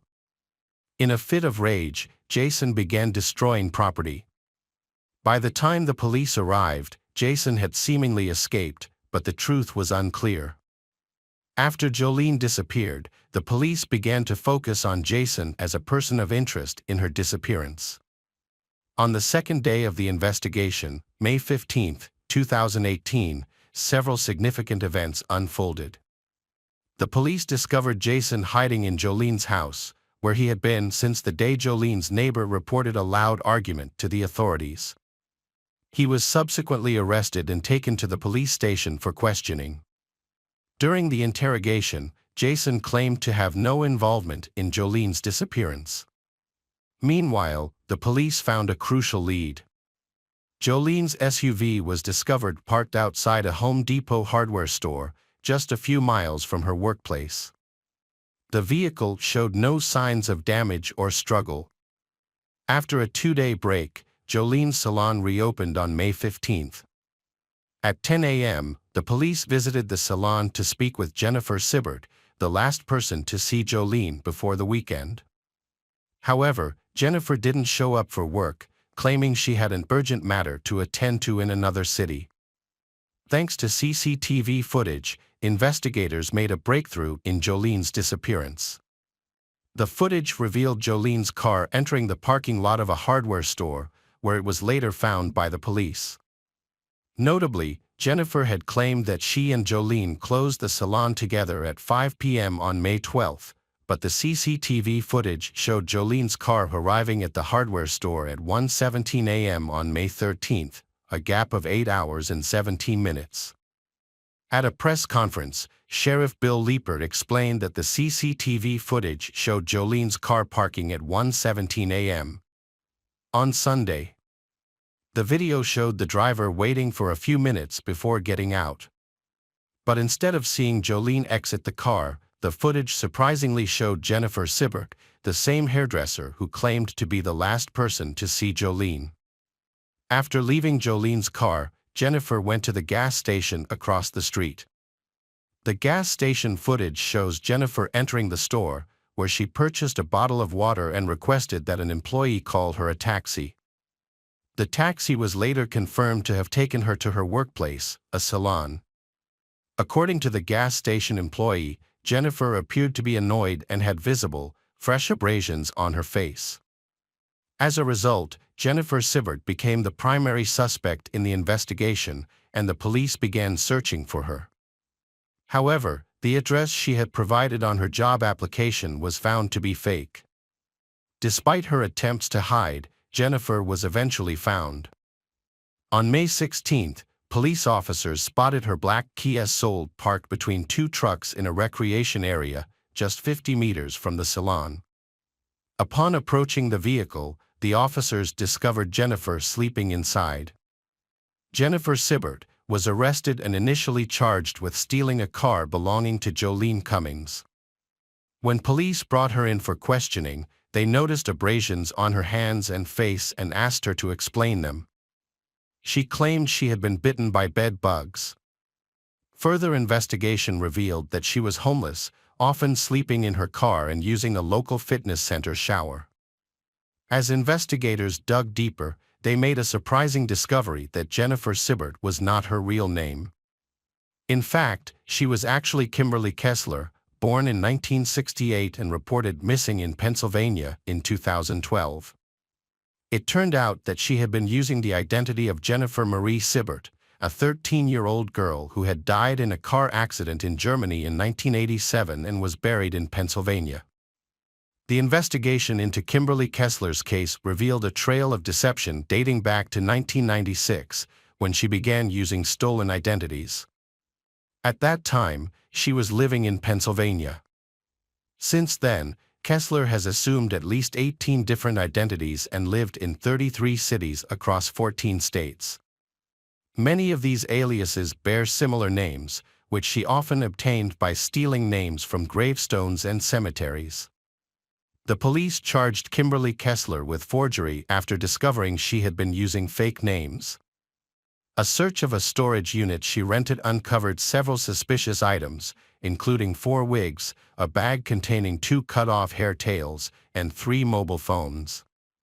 However, the most significant evidence was the discovery of Jolene Cummings's DNA on Kessler's sock and shoe. Additionally, scissors found in Kessler's car also contained Jolene's DNA.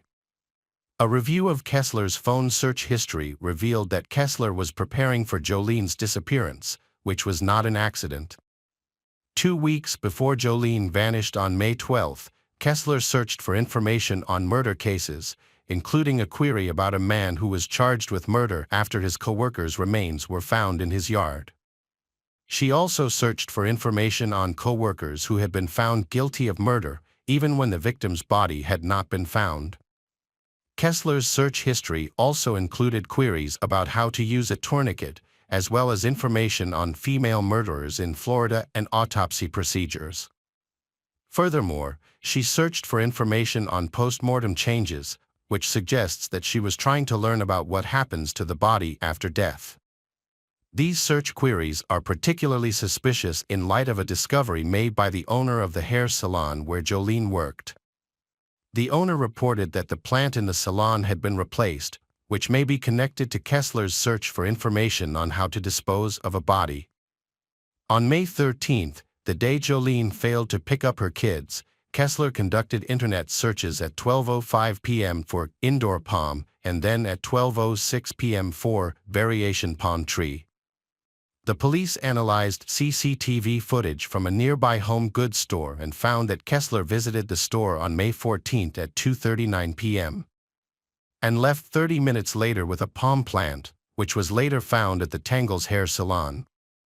Kessler's online searches continued, with Jolene Cummings I Have Vanished on May 15 at 6:13 p.m. and No Body No Crime on May 16 at 6:27 p.m. Forensic experts used luminol and ultraviolet light to examine the hair salon and discovered evidence of a serious crime, as the room glowed under the testing. On May 22, the sheriff announced during a press conference that they had gathered sufficient evidence to conclude that Jolene Cummings was dead, although some evidence was being withheld to protect the investigation. Further investigation revealed that Jolene had expressed concerns about her co-worker Jennifer, the new hairdresser, to another employee at the Tangles salon, stating that Jennifer seemed suspicious and was hiding something. This conversation took place about a week before Jolene's disappearance.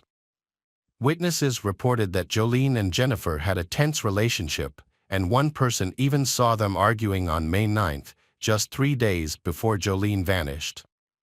The Tangles Hair Salon eventually closed on June 5, 2018. The hair salon footage shows of Kessler visiting the dumpster at least 4 times. In the first footage, taken shortly after midnight, Kessler is seen doing something near the dumpster. At 8:08 a.m., she returns to throw away a heavy-looking white garbage bag. 14 minutes later, she disposes of another similar bag. The final footage, taken an hour before midnight, shows Kessler lifting a waste container to empty its contents, suggesting it also holds something heavy. The Walmart security footage revealed what Kessler had thrown away in the dumpster.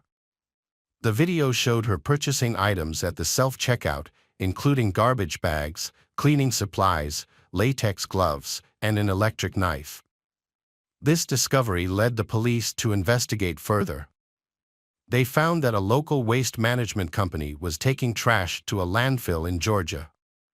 In July 2018, nearly 200 people searched the landfill for a week, but the sheriff did not disclose what they found, citing the ongoing investigation.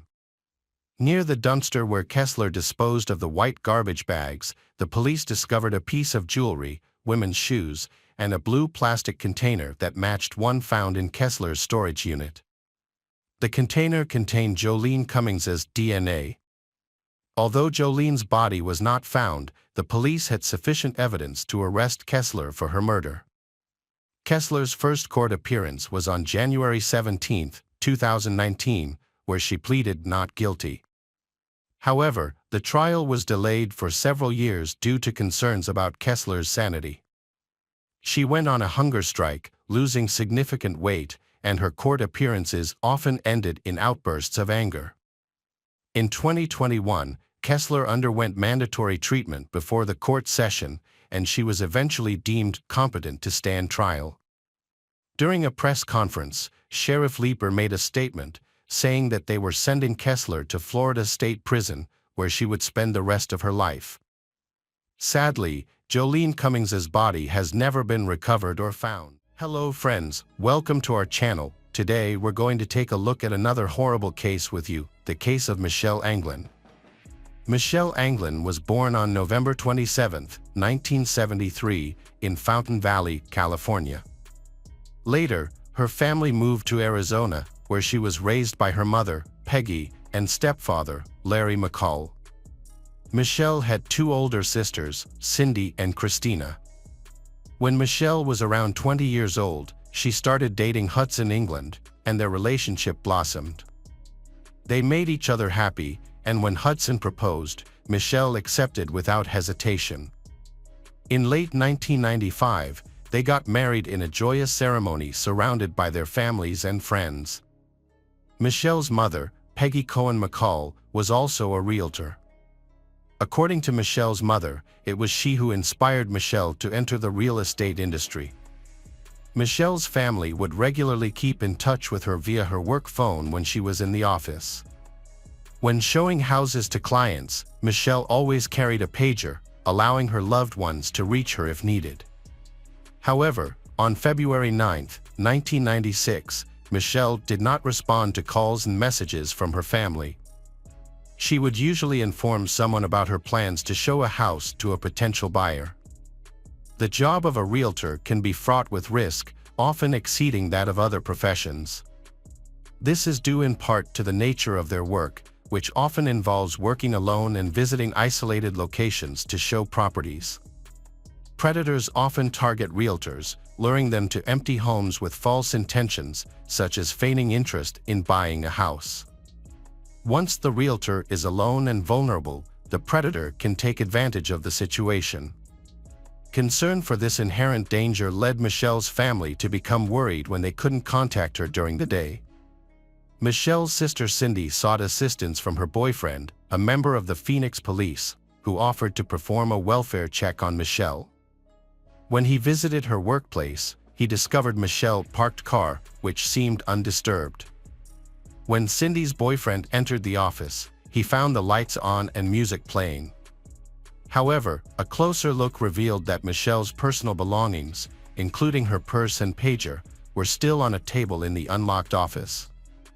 This raised questions about why she had left in such a hurry, abandoning her belongings behind. That evening, Michelle's family filed a missing persons report with the police. Earlier that day, Michelle had an appointment with a potential buyer to show them 3 houses near her office. Since the houses were close to her office, she decided not to use her car. When the police arrived, they inspected Michelle's office and then visited the 3 houses she might have shown the buyer. During their initial search, they found 3 pink buttons in the master closet on the 2nd floor of one of the houses. They also noticed that 2 candles in the master bathroom had been knocked over, one into each sink, but everything else seemed undisturbed. Cindy's boyfriend asked her about Michelle's outfit, as police found buttons they suspected belonged to her. Cindy couldn't recall.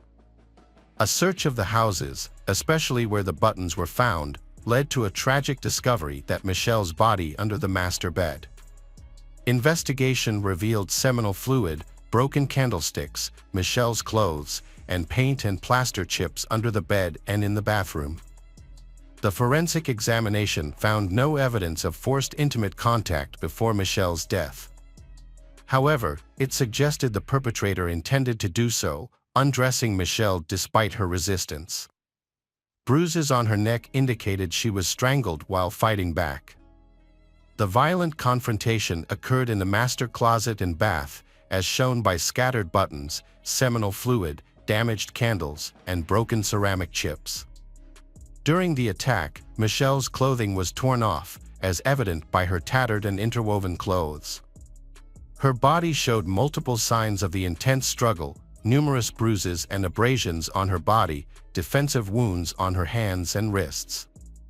Michelle's desperate fight to defend herself against her assailant ultimately proved futile. After her daughter's death, Peggy spoke out about the safety concerns facing women who work alone, including real estate agents in model homes and open houses. As a result of her vocal advocacy, Peggy claims to have been fired from her job. The police's first lead in the investigation was Michelle's husband, Hudson England. It's standard procedure for law enforcement to initially investigate family members to determine if they were involved in the crime. Michelle's family, however, did not suspect Hudson, as they were a happy couple who had married just 4 months prior to her death. Nevertheless, the investigators decided to look into Hudson's alibi. When questioned by the police, Hudson appeared genuinely distraught over Michelle's death. He claimed to have spent the day visiting several car dealerships in search of a family vehicle, as they were planning to start a family. The police verified his alibi and found it to be true, ultimately ruling him out as a suspect. During the investigation, he stated that he had no idea who would want to harm Michelle and speculated that she was likely attacked by someone she was showing a house to. To further investigate, the police reviewed Michelle's phone records and discovered that on February 9th, between 3:45 and 4:15 p.m., she was on a call with a fellow sales agent. Michelle abruptly ended the call, stating that a potential buyer had arrived at the subdivision. The fellow agent attempted to call Michelle back between 4:30 and 5 p.m., but the calls went unanswered. This information allowed detectives to narrow down the time frame of the attack, but they still needed to identify the person Michelle was supposed to meet. Unfortunately, Michelle had not mentioned the potential buyer's name during the phone conversation, nor had she written it in her work notes, leaving the police without any immediate leads on the identity of the mysterious individual. The police investigation into the attack on Michelle involved interviewing people who lived in the area where the incident occurred. One resident, who happened to be returning home from work between 4 o'clock and 4:45 p.m. on February 9th, reported seeing a white man coming down the steps of one of the 3 houses for sale in the neighborhood. This witness also noticed a black, full-sized, older model Chevrolet pickup truck with California license plates parked in the lot of the house. Additionally, several potential buyers who visited the subdivision that day between 4 o'clock and 4:30 p.m. reported seeing a man walking from the direction of the second and third model homes. They also observed that candlesticks in the master bathroom of the third model home had been knocked over into the sinks. Kim Ramos, a young real estate sales associate from a nearby subdivision, contacted the police after hearing the news. She reported that on February 9th, the same day Michelle's body was found at around 2 p.m., she had met with a potential buyer who drove an old black Chevrolet pickup truck. Kim found it suspicious that he was interested in a $500,000 house, but drove a vehicle that suggested a more modest lifestyle. When Kim accompanied he to a 2-story house, supposedly to answer his questions, she became uneasy. He stood too close to her and casually touched her hand several times, making her wary. After spending only a brief time with him, Kim returned to the sales office, feeling that his questions about the house, such as the type of flooring and the possibility of adding a fourth bedroom, seemed unnecessary and even foolish. Miss Ramos played a crucial role in the investigation by asking the suspicious client to fill out a guest registration card, which he reluctantly completed. The client, who claimed to be James Adams, provided his real home address and phone number. When police visited the address, they spotted a black Chevrolet pickup truck with California license plates parked outside. The truck was registered to 32-year-old James Van Adams, who was not at home at the time. Police took photos of the truck and showed them to Kim, who confirmed that it was the same vehicle driven by the suspicious client she had met just hours before Michelle's death. Further investigation into James Van Adams' background revealed that Adams was a 32-year-old man who was currently separated from his wife and had a child. He had a prior conviction in California for a crime committed in 1990. In that case, Adams had targeted Melissa Cunningham, a petite sales agent who was working alone at an apartment complex. He had asked her to show him model homes that were still under construction, specifically expressing interest in a two-story home with a master bedroom and bathroom upstairs. This event further increased suspicions about Adams. Investigating Michelle England's death led detectives to quickly uncover a previous failed attack by James Adams. They obtained a search and arrest warrant, returned to Adams' home, and took him in for questioning. However, Adams refused to cooperate, appeared nervous, and had noticeable injuries on his face, including under his eye. The detectives suspected that these injuries might have been sustained when Michelle defended herself with the missing candlesticks, which were later found. As a result, they collected DNA, blood, and hair samples from Adams. A witness, Kim Ramos, identified him and reported that he had no visible injuries on his face during their meeting. Adams claimed his injuries came from working on his pickup truck, but work records showed he left early on February 9th and didn't return, citing car troubles. When seen next, he had a new facial injury and black eye, which his employer and coworker said weren't there before. The police analysis of Adams' DNA, blood, and hair samples is detailed in court documents, which also reference a sample of seminal fluid found on the carpet in the closet. The Phoenix Crime Lab and DPS Lab conducted DNA testing on a carpet sample. Initially, results excluded James Van Adams, but retesting by the crime lab and further testing included him as a contributor. Despite the police taking extensive fingerprint and footprint evidence from the model home, none of the prints matched Adams. Adams was charged with the murder of Michelle England and denied any involvement in the crime. His trial began on July 1, 1997. During the trial, prosecutors presented evidence that they claimed linked Adams to Michelle's death. One key witness was Kim Ramos, who believed she had narrowly escaped being attacked by Adams herself. Ramos testified that Adams had shown suspicious behavior, including wearing casual clothing, driving an old vehicle, and asking unusual questions about the house's flooring and fourth bedroom. Prosecutors also presented evidence of Adams' interactions with other sales agents in California and Briarwood, which they claimed showed a pattern of suspicious behavior. Susan Wright, an employee, met with Adams multiple times. Their first meeting was in September or October 1995, when Adams asked Wright to show him a house. Wright recalled Adams standing too close and not asking questions about the house. On November 5, 1995, James Van Adams visited Susan's office again, signing in as Jim Adams. This was not an incident, as Adams had repeatedly visited her office and called her, asking her out on dates. A pattern of behavior emerged, revealing Adams' deliberate plan of action. Adams targeted women with similar characteristics, attacking them in California in 1990.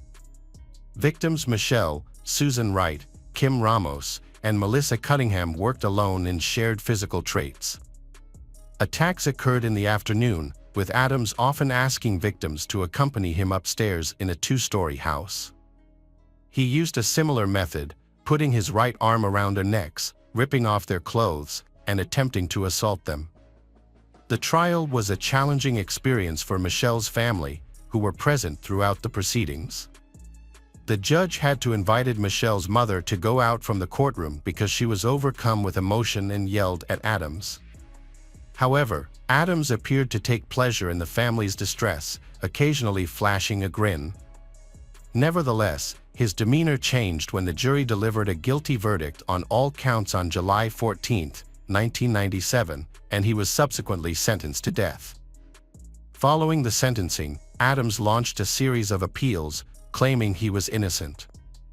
In his appeal, he argued that a previous incident in California in 1990, in which Melissa Cunningham escaped, supported his claim that he did not intentionally try to kill Michelle.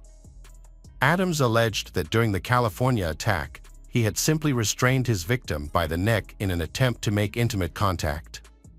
He insisted that this incident demonstrated that he did not plan to kill Michelle, and the jury should have considered this when reaching their verdict. James Van Adams' attempts to appeal his death sentence were denied, and on March 14, 2005, he took his own life while in prison. An autopsy revealed that the cause of death was asphyxia, consistent with suicide. The news of his death brought relief to the family of Michelle. Hello friends, welcome to our channel. Today we're going to take a look at another horrible case with you, the case of Sarah Pappenheim. Sarah Pappenheim was born on January 30, 1997, in Minnesota. She was the second child of Donnie Odegaard and Jerry Pappenheim, with an older brother named Josh. The siblings developed a strong bond as they grew older. When Sarah was in second grade, her family relocated from Minneapolis to Redding, California.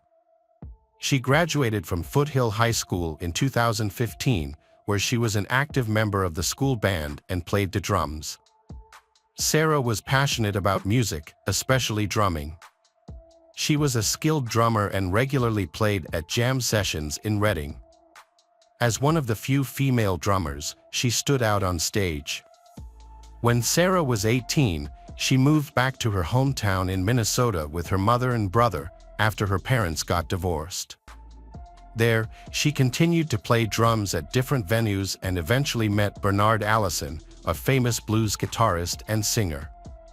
Allison was impressed with her skills and invited her to join him on stage occasionally. By the time Sarah turned 19, she had become a local celebrity among blues fans, known for her bright smile, which earned her the nickname Ronald McDonald. Meanwhile, her brother Josh was struggling with depression and mental health issues after their parents' divorce. Tragically, on an ordinary day in February 2016, the police arrived at their doorstep and delivered devastating news to Sarah's mother. Josh took his own life at the age of 20, leaving his loved ones, especially his mother Sarah, heartbroken. The bond between Sarah and Josh was incredibly strong, and his passing devastated her. To cope with her loss and to help others who struggle with mental health, Sarah decided to study psychology. She had been in touch with Nico Carson Major, who lived in the Netherlands, and she moved there to pursue her studies. At Erasmus University in Rotterdam, Sarah began her psychology program with Nico's support, who not only helped her navigate her grief but also assisted her with her studies as a native speaker. Sarah's passion for music never faded despite her focus on studies and work. She stayed in touch with Bernard Allison, a musician she had performed with, and shared her dream of buying a drum kit. In January 2017, Bernard's band toured Europe, and on Sarah's 20th birthday, January 30th, she attended Bernard's concert in Germany with Nico. Bernard spotted her in the audience, invited her on stage, and let her play the drums with them, just like old times. Sarah lived on the third floor of an apartment complex near the university in Rotterdam. As 2018 drew to a close, she planned to spend Christmas in the United States and booked a flight for a week before New Year's Eve. However, on December 12, her life took a devastating turn. When a police officer appeared at her doorstep, just like in 2016 when her son had passed away, Sarah's legs began to shake. She instinctively knew what the officer was about to tell her, but couldn't bear the thought of losing another loved one. When the officer informed Sarah's mother that her daughter had passed away, she was overcome with grief and lost consciousness. This devastating news came just a year after the loss of her son, who had died at the age of 20. Sarah was only 21 years old. Sarah lived in a student complex on the 3rd floor, where she rented an apartment with her roommate, Joel Schelling. Joel was also a musician, and music was the common interest that brought them together. Unlike Sarah, who was outgoing and always smiling, Joel was more reserved and had a temper. Despite their occasional quarrels, Sarah remained a supportive friend to Joel, often calming him down when he became angry. However, the situation took a turn for the worse over time.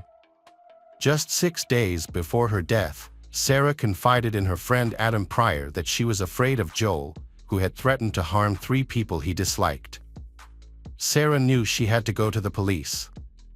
Just a couple of days before her death, she had spoken to her mother on the phone about her concerns.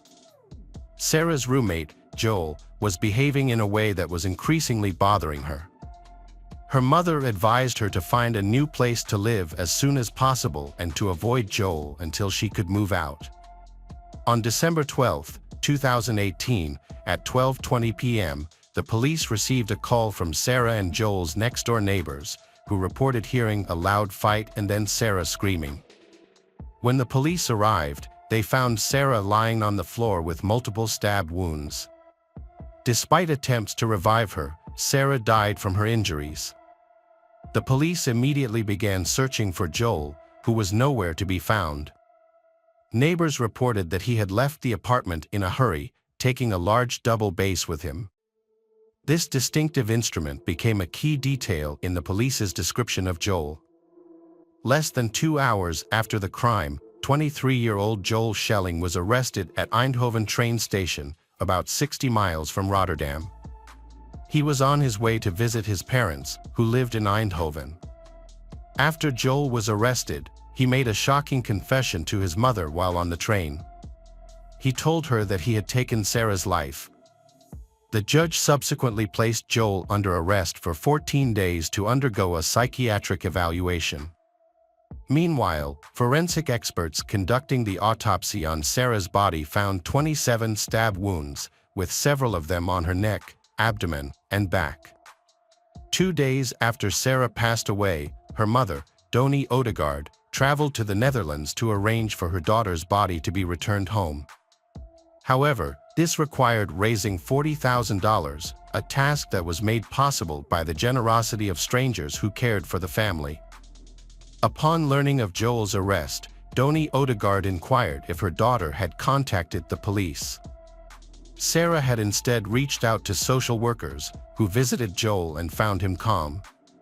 However, the next day, Sarah again contacted social services due to Joel's erratic behavior, including hitting himself with a hammer and threatening to harm multiple people. The case against Schelling began in March 2019. Schelling was accused of causing Sarah Pappenheim's death and admitted his guilt. However, he claimed he did not remember the actual act of taking her life. According to Schelling, he recalled fighting with Sarah, but his next memory was of being in the shower, cleaning himself.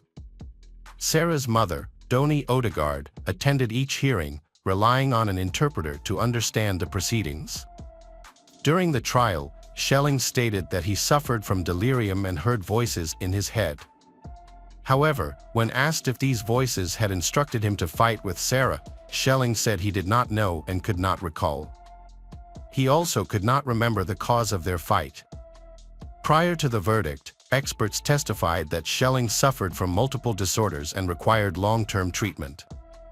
Despite this, they concluded that Schelling was responsible for Sarah's death. The verdict was announced in December 2019. Sarah Pappenheim's death occurred before she could receive a response to her second request for support, after her initial request for assistance from social workers went unresponded due to the specialist's unavailability. The medics concluded that Schelling was aware of the initial fight and scuffle with Sarah and had the opportunity to either stop the altercation or grab the knife. By choosing the latter, he should be held accountable for his actions. The prosecutor requested a 10-year prison sentence, but the judge in Rotterdam gave Schelling a 6-year prison term, followed by an indefinite sentence in a psychiatric hospital. The court reduced the sentence from 10 years due to Schelling's relatively young age and his significantly diminished mental capacity at the time of the crime. This means that the court did not consider Schelling fully responsible for his actions. When handing down the sentence, the court released a detailed explanation stating that, although the crime was severe and unpredictable, Schelling's serious psychological disorders made it likely that he would commit another violent crime. The court noted that Schelling suffers from chronic psychological disorders that require ongoing treatment in a clinical setting. The court viewed psychiatric detention as a punitive measure for Schelling, who has expressed a willingness to undergo treatment for depression and other disorders. The court has ruled that Schelling will remain in treatment until it determines he is well enough to be released. The court will review his status every 2 years. Additionally, Schelling has been ordered to pay €68,700 in compensation to Sarah's family. Doni Odegaard is outraged by the sentence, believing it is too lenient.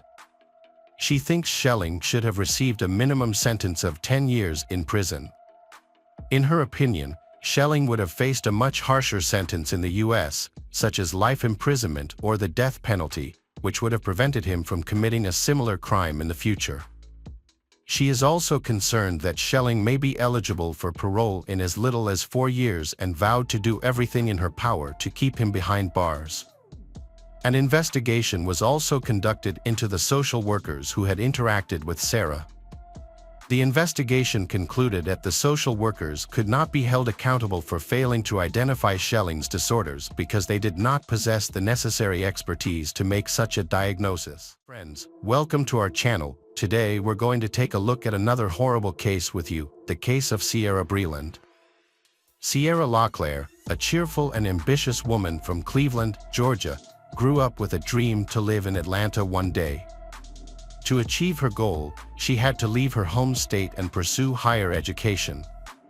She attended the University of Tennessee for her undergraduate degree and then earned her law degree from Florida State University. Sierra became a successful lawyer, specializing in insurance defense. According to her mother, Kelly, Sierra was an energetic person who overcame obstacles to achieve her goals. She was happy, loving, and dedicated to her career. In October 2020, Sierra met Xavier Breland on Tinder, and their relationship quickly blossomed. They got married just 6 months later, and Sierra soon became pregnant. During this time, she provided legal assistance to Xavier in his dispute with his ex-wife. They decided to start a new life in Carmel, Indiana, where Sierra secured a job at a law firm. At the end of 2021, she gave birth to a son, whom they named Jackson. Xavier and Sierra appeared to be a perfect couple from the outside, but their relationship was troubled from the start. According to Shelby Campbell, Sierra's best friend, problems began to surface shortly after they started dating. Sierra had initially tried to end things with Xavier, but he refused to accept rejection. He showed up uninvited at her apartment and sent threatening messages when he saw her with another man. Sierra gave Xavier another chance, and they married 6 months later. However, Sierra confided in Shelby about her growing fears and concerns about her husband's behavior. In one text message, Sierra expressed her feelings of being torn between her love for Xavier and her fear of his increasingly bad behavior. She worried about their future together, citing his lack of remorse for his actions and his tendency to blame her for his behavior. Their text exchanges, which Shelby shared, demonstrate the depth of Sierra's fear. On multiple occasions, Sierra called the police out of desperation, but by the time they arrived, Sierra would downplay the situation, fearing the consequences of speaking out against her husband. This cycle repeated itself in both Georgia and Indiana, where the police were called to their residence multiple times.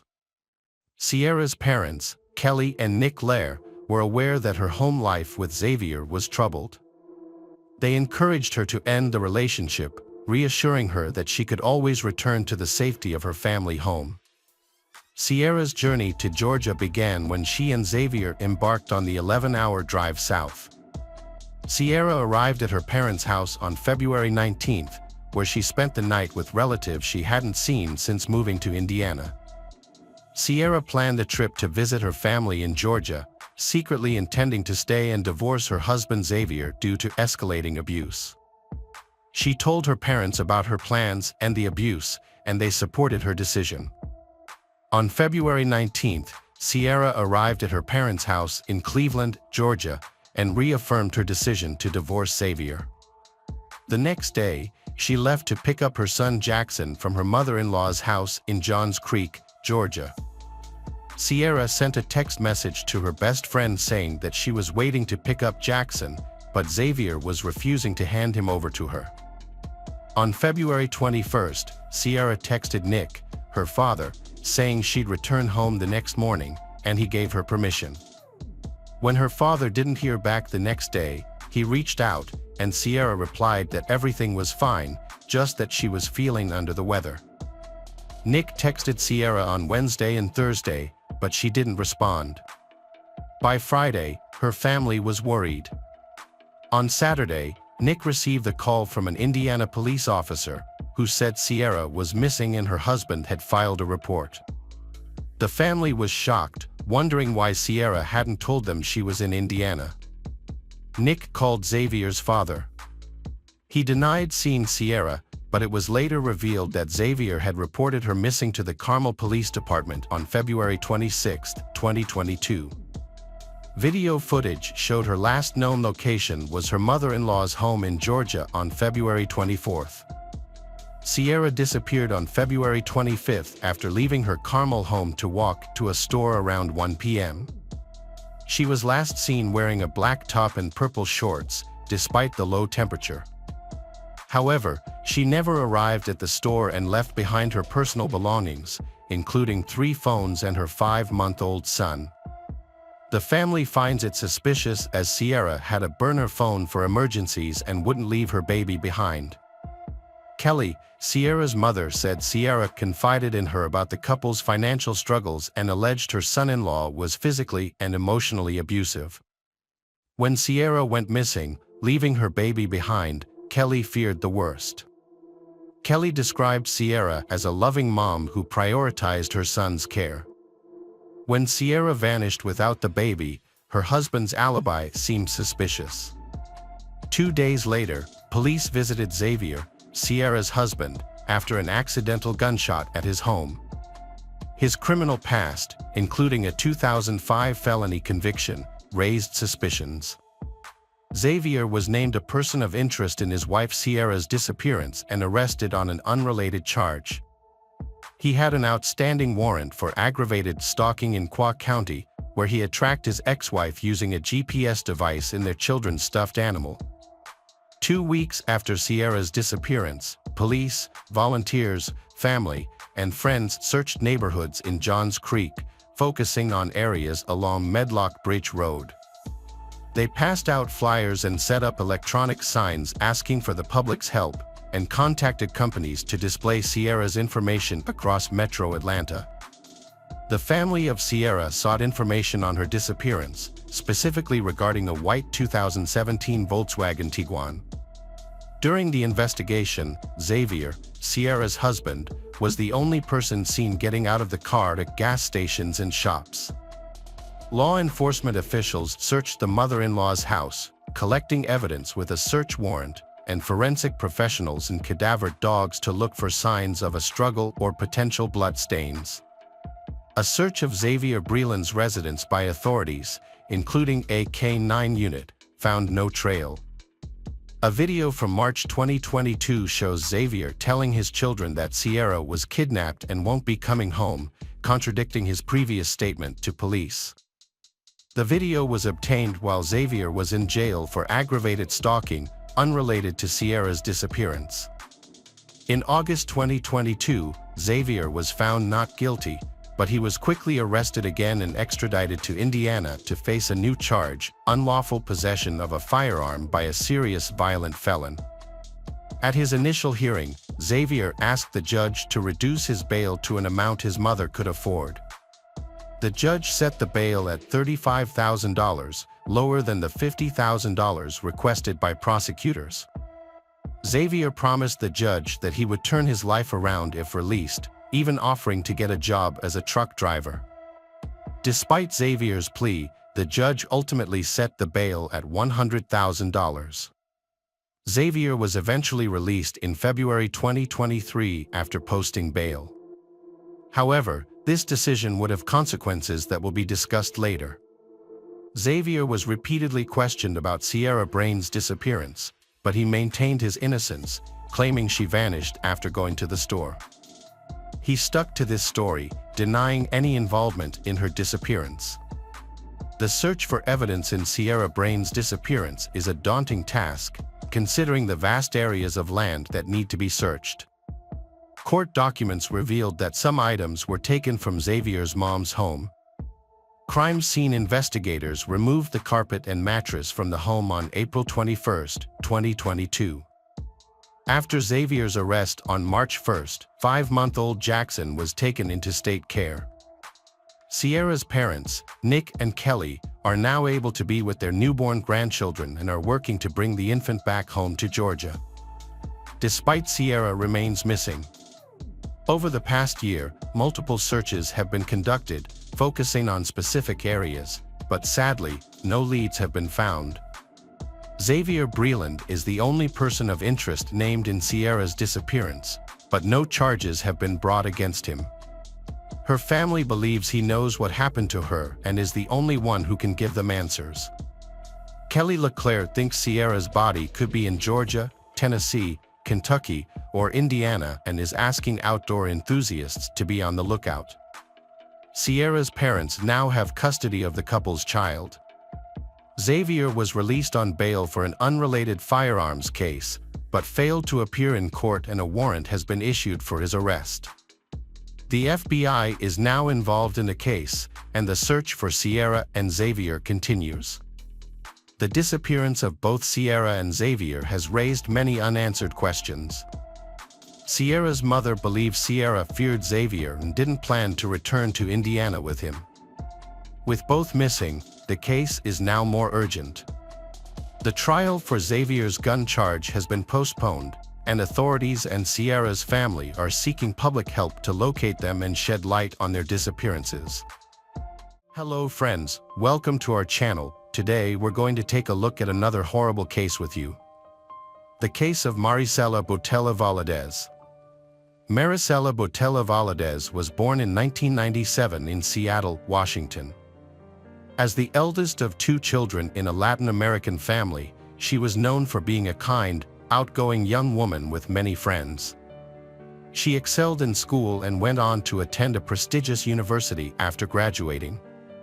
Maricela was a stunning young woman with a petite frame, long brunette hair, and big brown eyes.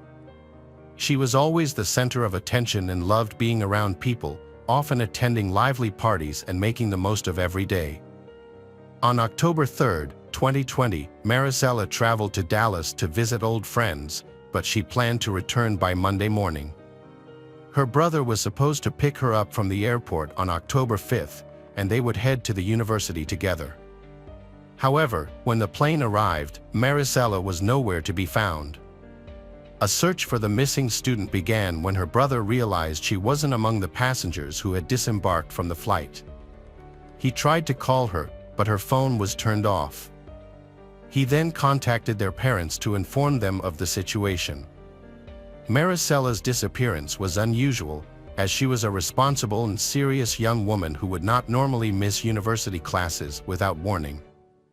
Maricella's family reached out to her friends in Dallas to gather information about her possible whereabouts and her last known location.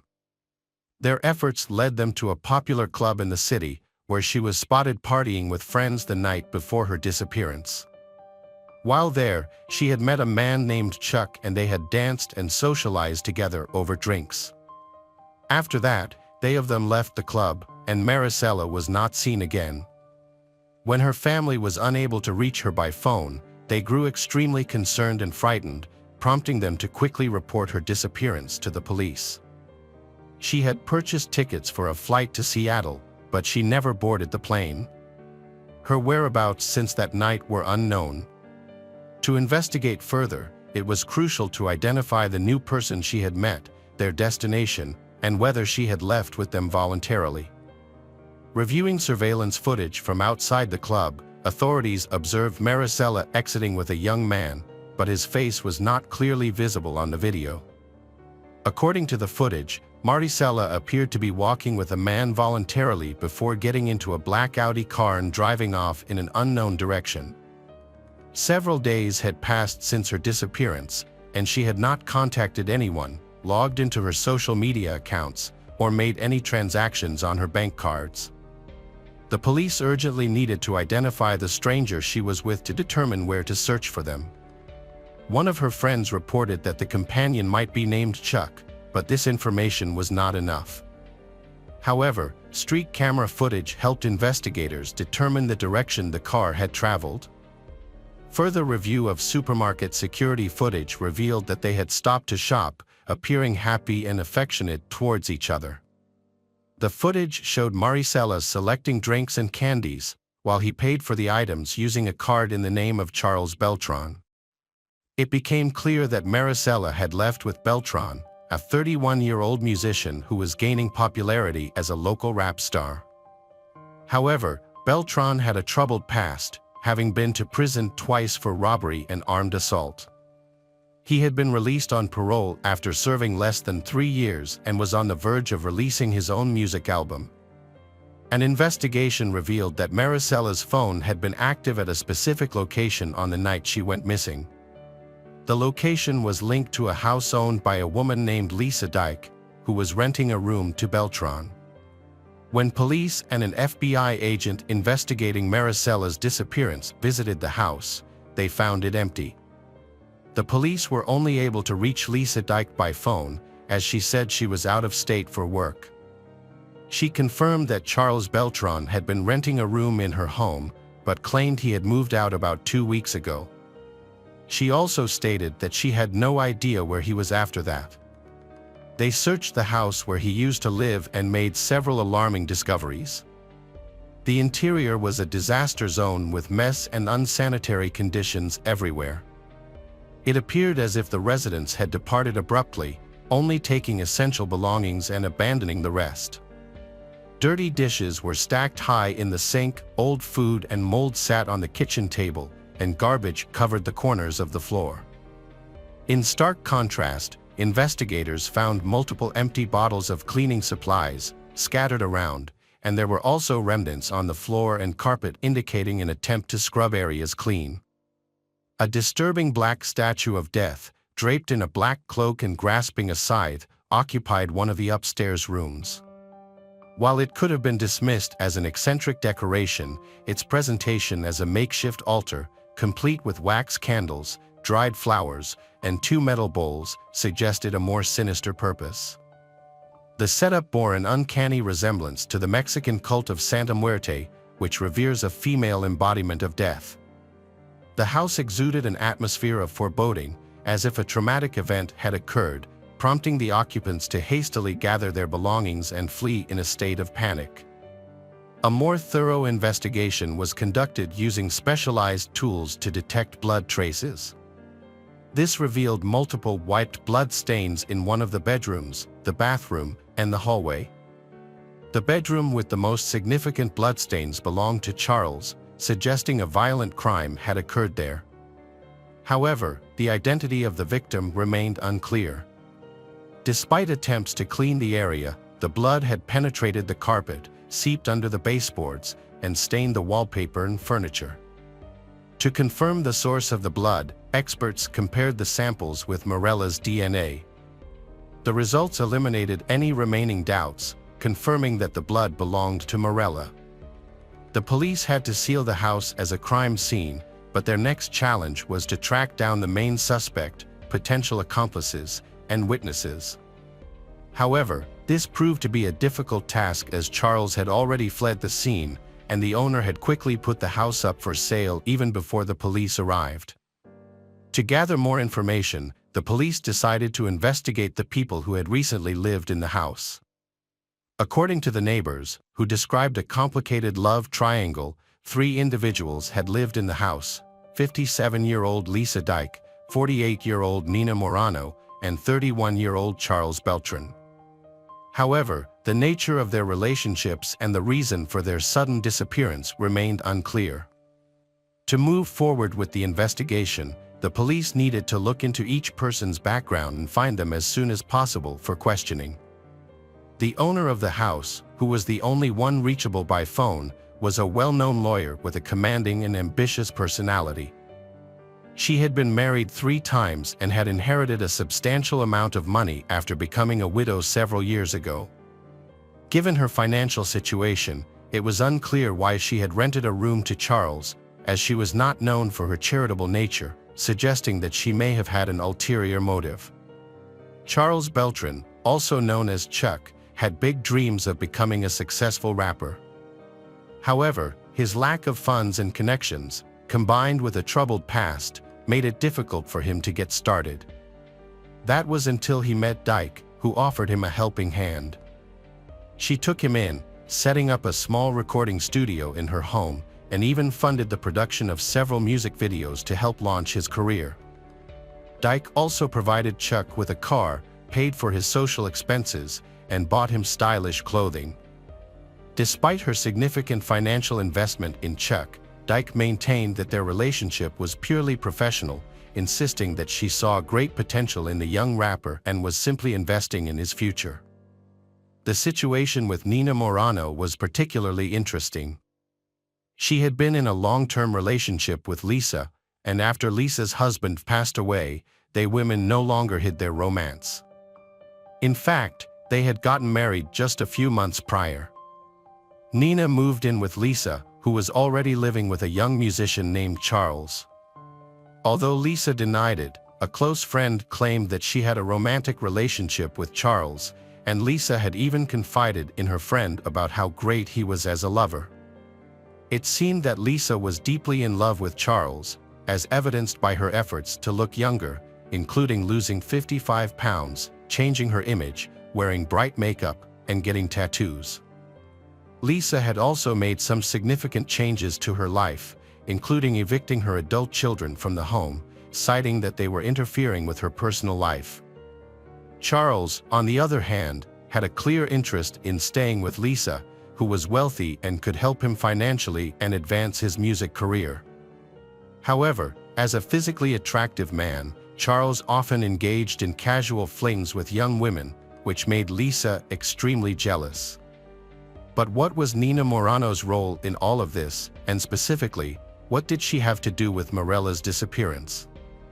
According to a close friend, Lisa's spouse, Na, was also involved in the unusual love triangle with Lisa and he. Na was a successful lawyer and a wealthy woman. The 3 of them lived a life of luxury together. After they got married, both women took his last name, Beltran, and the 3 of them lived together in the house. But what happened to the people who lived in the house where Morella's blood was discovered? After Morella disappeared, no one was seen at home again. Lisa was contacted once and answered a few questions, claiming she was in another state, but her phone was unreachable after that. There was no information about Na's whereabouts or the main suspect, Charles.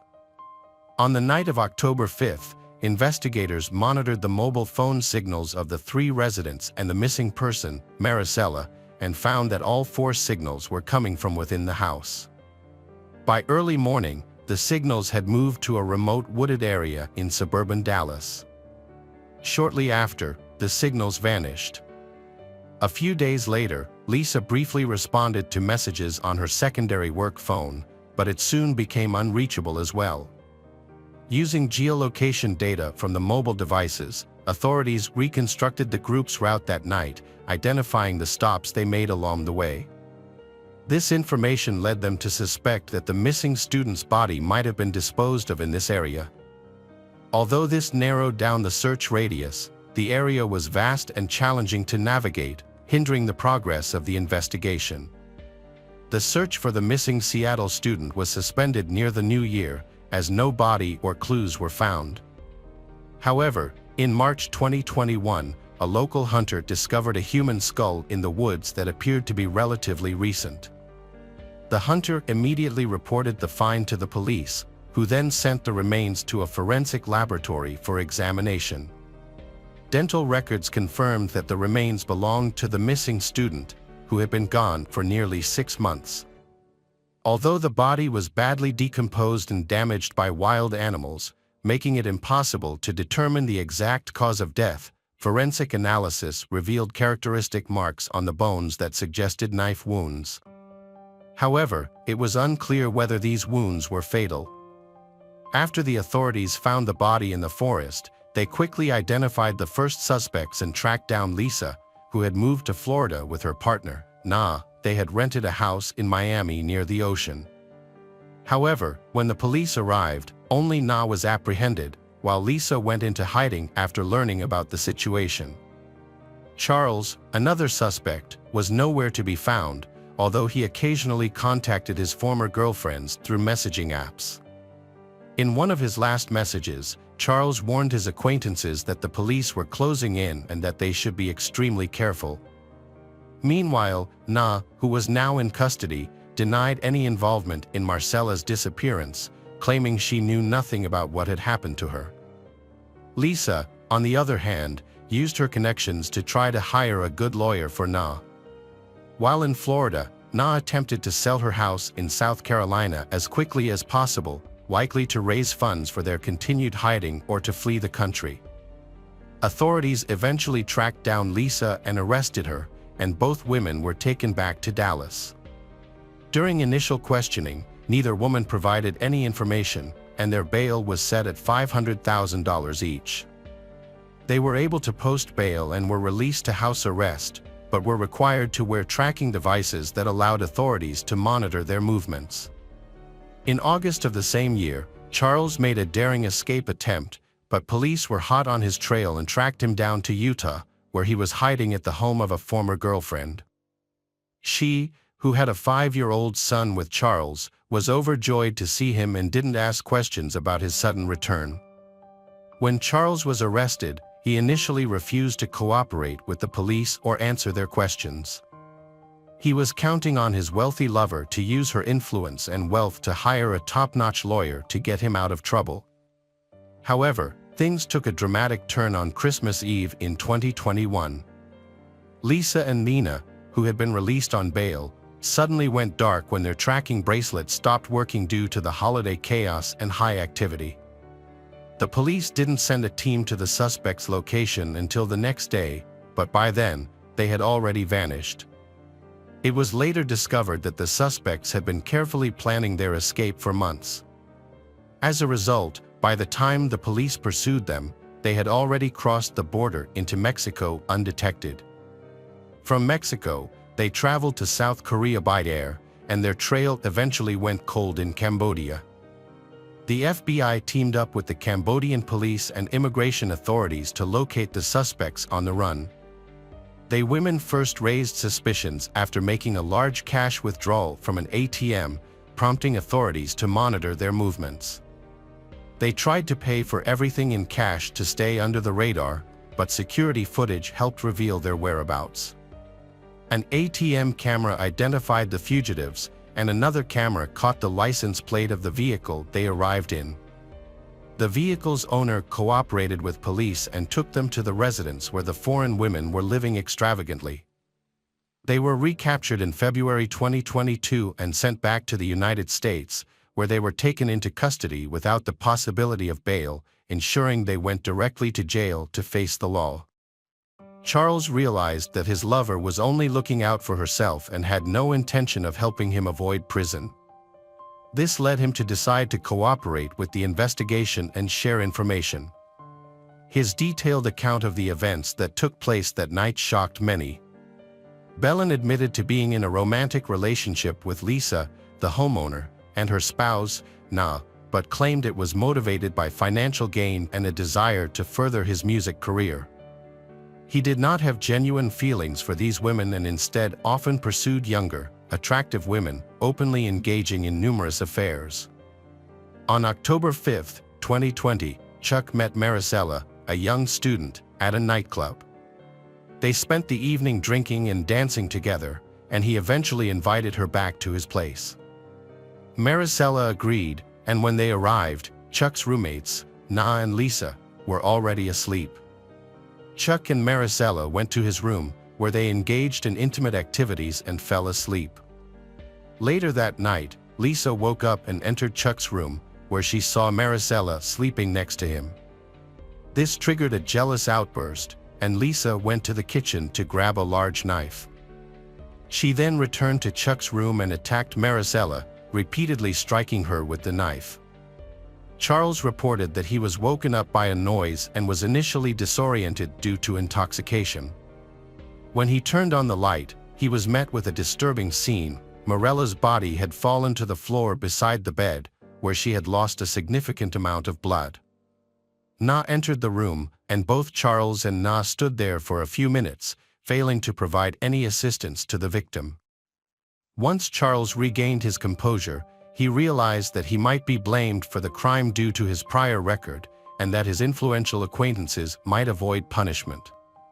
He claimed that this is why he agreed to help dispose of the body and conceal the crime. Charles stayed with friends for several days and, upon returning to collect his belongings, noticed that the blood stains on the floor and carpet had almost completely disappeared. Lisa informed him that she and Na had taken care of everything and destroyed the evidence of the crime. The three individuals involved decided it was best to leave town for a while and observe from a distance what would happen next. Lisa Dykebell's defense team argued that she had no motive to harm she. According to her lawyer, Lisa's relationship with Chuck was purely professional, and she saw his music career as a valuable investment. She claimed that his personal relationships and interactions with others did not concern her. A key point made by her defense was that Lisa had recently gotten married to Moran and was happy in her relationship. However, it was unclear why she and her wife had decided to take the surname of their young lodger, Charles, after their wedding, despite claiming he was insignificant to them. During the trial, Lisa portrayed Charles as hot-tempered and cruel, especially when intoxicated, and stated that she feared him. Lisa's account of the events that night claims that Chuck brought a new woman home from the club, but their encounter turned violent when an argument broke out. Chuck allegedly grabbed a knife in a fit of rage. Lisa and Nina intervened, trying to separate they, but it was too late. Maricela was already dead. Chuck then coerced Lisa and Nina into helping him dispose of the body and clean up the crime scene, threatening to harm them if they didn't comply. However, a witness who testified in court, a friend of Lisa's, painted a different picture. According to the friend, Lisa was intensely fixated on Chuck and had often expressed a desire to get rid of any woman who got close to him. The friend suggested that Lisa's emotions got the better of her that night. The friend also mentioned a peculiar detail, a statue of Santa Muerte in Lisa's home, which was part of an improvised altar. Lisa had jokingly told her friend that she was into black magic and knew how to cast a spell to make a man loyal only to her. The ritual apparently did not work as planned, and she turned to using a knife instead. A real estate agent who was approached by the women shortly after the incident testified that they were desperate to sell several properties they owned as quickly as possible. They also wanted to put their home in Dallas up for sale, but were unable to do so while the investigation was ongoing because the house was a crime scene. The situation took a turn for the worse when the remains of she were found. At this point, Lisa and Nina were willing to sell the property at a significantly reduced price, just to get the money quickly. During the trial, the court considered Charles's full confession and his cooperation with the investigation. However, things took a turn for the worse for the fugitives after they attempted to flee to another continent. In March 2023, Lisa Dyke Beltran was convicted of a heinous crime against 23-year-old Maricela, as well as tampering with evidence and attempting to escape. She received a life sentence with no possibility of parole. Charles Beltran and Nina Morin, on the other hand, pleaded guilty and cooperated with the investigation. They were found guilty of concealing evidence. Nina received a 7-year prison sentence, but may be eligible for release in 3 years if she exhibits good behavior. Charles, who had prior convictions, was sentenced to 12 years in prison with the possibility of parole after serving 8 years. Hello friends, welcome to our channel. Today we're going to take a look at another horrible case with you. The case of Sarah Johnson. In the quiet town of Bellevue, Idaho, a typical Tuesday morning on September 2, 2003, turned into a chaotic scene. At 6:20 a.m., residents were jolted by the sound of gunshots, followed by the wailing of sirens as sheriff's deputies from Blake County rushed to the Johnson residence. Inside the house, officers found a gruesome scene. Diane Johnson had been shot once in the head and was found in bed, while her husband Alan Johnson lay dead on the floor, having been shot once in the chest. A 16-year-old girl named Sarah was left shaken but unharmed after a traumatic event. As detectives investigated the scene, they discovered surprising secrets that ultimately led to a stunning discovery. But who had Sarah's parents, Diane and Alan, wronged, and what series of events led to their heartbreaking deaths? A frantic 911 call was made after a neighbor reported a horrific crime. The caller stated that a 16-year-old girl, Sarah Johnson, had arrived at her doorstep, frantically screaming that her parents had been shot. The caller reported hearing 2 gunshots. According to the neighbor, Kim, Sarah had run to her house in a state of panic, claiming that her parents, Diane and Alan Johnson, had been murdered. The police and emergency responders were immediately dispatched to the scene. Upon arrival, law enforcement officials entered the house and were met with a disturbing scene. They found Diane, 52, in bed with a fatal gunshot wound to her head. It appeared that she had been killed while she was asleep. The walls and ceiling near the headboard were splattered with blood, and a fragment of her skull was found on the floor. Alan's body was found on the floor beside Diane's side of the bed. He was wearing only a towel, and a large pool of blood had formed around him. Initially, police thought they had a clear-cut murder-suicide case. However, as they took a closer look at the crime scene, their theory quickly unraveled. At the scene, investigators noticed the sound of running water and followed the trail of blood to the adjacent bathroom. The shower was still on. Once they turned off the water, they observed blood splatter on the walls and a single bullet hole in the shower wall. The officers then expanded their search of the house for more evidence. In the bedroom where Diane's body was found, investigators discovered what they believed to be the murder weapon, a .264 caliber Winston rifle, on the floor. At the foot of the bed, 2 kitchen knives were also discovered. Another knife was found on the bed of the Johnson's son, Matt. The placement of these knives baffled investigators. The presence of the knives at the scene raised many questions. It was unclear why they were placed in such a deliberate manner, and what significance they held. A further peculiarity was the lack of forced entry, which suggested that the killer may have been someone familiar with the family's habits. Specifically, the fact that the Johnsons rarely locked their doors, a detail known only to those close to them, seemed particularly relevant. Additionally, the house showed no signs of having been ransacked, which contradicted the possibility of a robbery gone wrong. Sarah told police she was asleep when she heard a gunshot.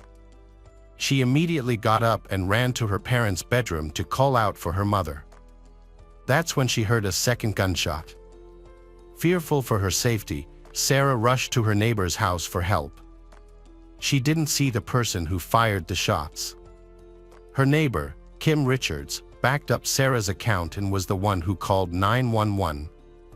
On the property was a separate guest house that belonged to a family friend, 45-year-old Mel Spiegel. As investigators entered the house, they discovered a crucial piece of evidence on the bed, the scope from the rifle found at the crime scene. However, Mel Spiegel was unexpectedly absent. His sudden disappearance raised suspicions, making him a person of interest for the investigators. Sergeant Walt Femling ordered the property sealed off and instructed officers to stop the waste disposal truck from collecting trash. A critical piece of evidence was nearly collected and taken away, but a deputy intervened just in time, stopping the truck just a house away. The theory was that Mel had a confrontation with Alan and Diane, which escalated into a violent argument, resulting in their deaths. As investigators explored this possibility, forensic teams searched the trash cans and found additional evidence. Inside a bundled-up pink bathrobe, they discovered a latex glove, a single brown leather glove matching the one found in the Johnsons' bedroom, and ammunition for a .25 caliber gun. The evidence was carefully tagged and sent for DNA testing. As investigators pieced together their own scenario, it became clear that the killer likely had prior knowledge of the Johnsons' unlocked doors and the trash collection schedule. It was possible that the killer disposed of the evidence in the trash before fleeing the scene, after the double homicide. Mel was located in Boise, Idaho. He voluntarily met with investigators at the Boise police station. The investigators inquired about Mel's activities earlier that day, and Mel stated that he had spent the weekend with his family. He was planning to return to Bell in a week. To verify Mel's alibi, investigators contacted his family members, who confirmed that he was indeed with them. During the conversation, Mel discussed his relationship with Alan and Diane, explaining that he had rented the guest house from they for years. Mel described his relationship with they as close and very good. When questioned about the rifle used in the murders, Mel acknowledged that it was his, but claimed it had been stored in his closet before he left for Boise over the weekend. Investigators then inquired about potential enemies of they.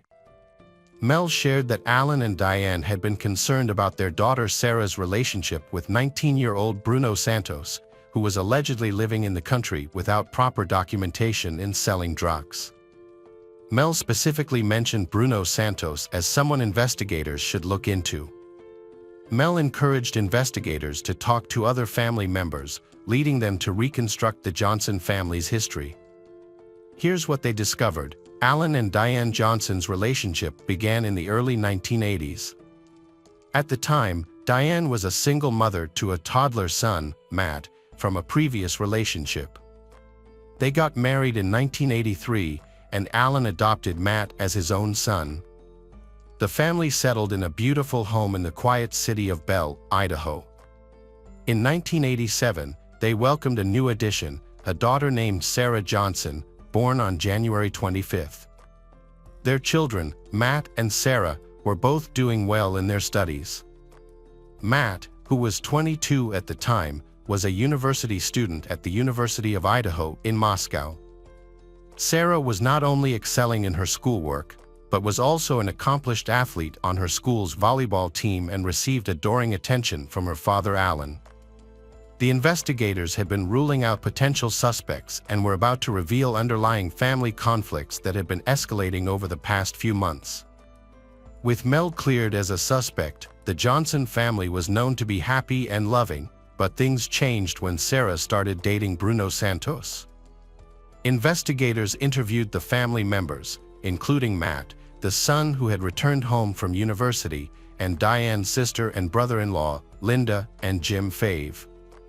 All of them described the family life as happy and normal until Sarah and Bruno became a couple. According to Matt, Linda, and Jim, Sarah's relationship with Bruno caused significant tension in the family, which escalated over the months leading up to the murder. Sarah resisted her parents' rules, particularly when they forbade her from seeing Bruno again. Despite this, she continued to defy them. Jim revealed to investigators that Bruno had a potential motive to murder Diane and Alan. A few days before the murders, Alan and Diane had discovered that Sarah had lied about sleeping over at a friend's house. In reality, she had spent the night with Bruno. Alan informed Jim about the situation and asked him to join them in confronting Bruno. Jim informed investigators that Alan was enraged and threatened to report Bruno to the police for assaulting underage Sarah. The three then left together. A charge of this severity could result in Bruno's deportation. After hearing Jim's account, investigators suspected that Bruno had a strong motive to harm the Johnsons. They decided it was time to speak with Bruno. Santos County Police were familiar with Bruno Santos, a high school dropout with a history of minor drug-related offenses. When questioned, Bruno became confrontational and arrogant, making it challenging for investigators to deal with him. During questioning, Bruno claimed he had recently proposed to Sarah, and she had accepted. It's thought that Bruno made this claim to demonstrate his love for Sarah and prove that he wouldn't have done anything to harm their relationship. When investigators inquired about his whereabouts on the morning of the murders, Bruno said he was sleeping on the couch at his residence. He suggested that officers contact his mother, who confirmed that she was also at home with him at the time. Despite this, his alibi was not considered particularly solid. When investigators questioned Bruno about the murders of Alan and Diane Johnson, Bruno expressed his hatred for Alan and Diane Johnson. Bruno was initially the prime suspect because of his obvious motive. He was angry with the Johnson family, especially Diane, Sarah's mother. By killing the Johnsons, Bruno hoped to be with Sarah. The investigation into Bruno's involvement in the Alan and Diane Johnson murders took a significant step forward when a search warrant was executed at his home. As a result, the clothing and shoes he wore on the day of the incident were seized for forensic testing. Additionally, Bruno's fingerprints were taken to compare with any prints found at the crime scene. A DNA sample was also collected from Bruno at the hospital, along with hair clippings and scrapings from his hands. Based on the evidence gathered, Bruno was identified as the primary suspect in the murders of Alan and Diane Johnson. Despite thorough investigation, forensic experts found no evidence linking Bruno to the crime scene. Neither Diane's nor Alan's blood was found on Bruno's clothes or shoes, and no DNA, hair, or fingerprints from the accused were detected near the bodies.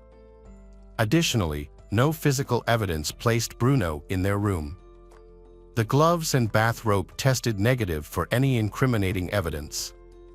The crime scene yielded no DNA or fingerprints from Bruno, and no blood or DNA from the victims was found on his clothing. Bruno was eventually ruled out as a suspect in the case. As investigators took a closer look, their attention turned to someone else. They began to question Sarah's family and friends more thoroughly about her home life and personal relationships. This led to the discovery that Sarah had been prescribed antidepressants and that her relationship with her parents was strained. Her family members had initially dismissed her behavior as typical for a teenager, assuming she was going through a normal phase of rebellion and testing boundaries with her parents. Linda, Sarah's aunt, grew increasingly suspicious of her niece's behavior in the aftermath of her parents' deaths. She reported to investigators that Sarah was not exhibiting the typical signs of grieving and instead seemed more focused on returning to her normal routine with friends and school. Sarah showed little emotional response to the loss of her parents, which Linda found unusual and even alarming. Her reactions seemed remarkably detached and strange. This raised more questions, prompting investigators to speak with some of Sarah's friends to gather more insight into her behavior following the tragic events. It was clear to everyone that Sarah did not show enough concern about the deaths of Alan and Diane Johnson. In fact, she seemed more focused on her own appearance, particularly getting her nails painted. What struck investigators as unusual, however, was Sarah's reaction to Bruno's arrest. Instead of being angry, she appeared to be worried about him, which seemed odd given that he was suspected of killing her parents. This remark led investigators to consider Sarah as a potential suspect, the most worrying aspect being that Sarah could commit such a heinous crime. The Johnsons' home remained an active crime scene, with investigators now focusing on Sarah's room as a second key area of interest. A question had arisen about how the blood splatter had traveled such a distance. To address this, a gun expert was brought in to examine the splatter pattern more closely. After analyzing the trajectory from Alan and Diane's room to Sarah's, the expert determined that both bedroom doors were open at the time of the shooting. This conclusion was supported by the presence of blood deposits on the back edge of Sarah's door, where the hinges are located, suggesting that the door was open, allowing the projectile to enter her bedroom. This meant that both bedroom doors, as well as Sarah's door, were open, and there was a hallway in between. During the investigation, plumbers were called to the scene to address a clogged toilet in one of the bathrooms. The clog was found to be caused by a shower cap. As a result, investigators decided to question Linda, Matt, and Mel Spiegel about some of the evidence they had discovered. Both Matt and Linda identified a pink bathrobe as belonging to Sarah. Mel Spiegel confirmed that Sarah had a key to the guest house.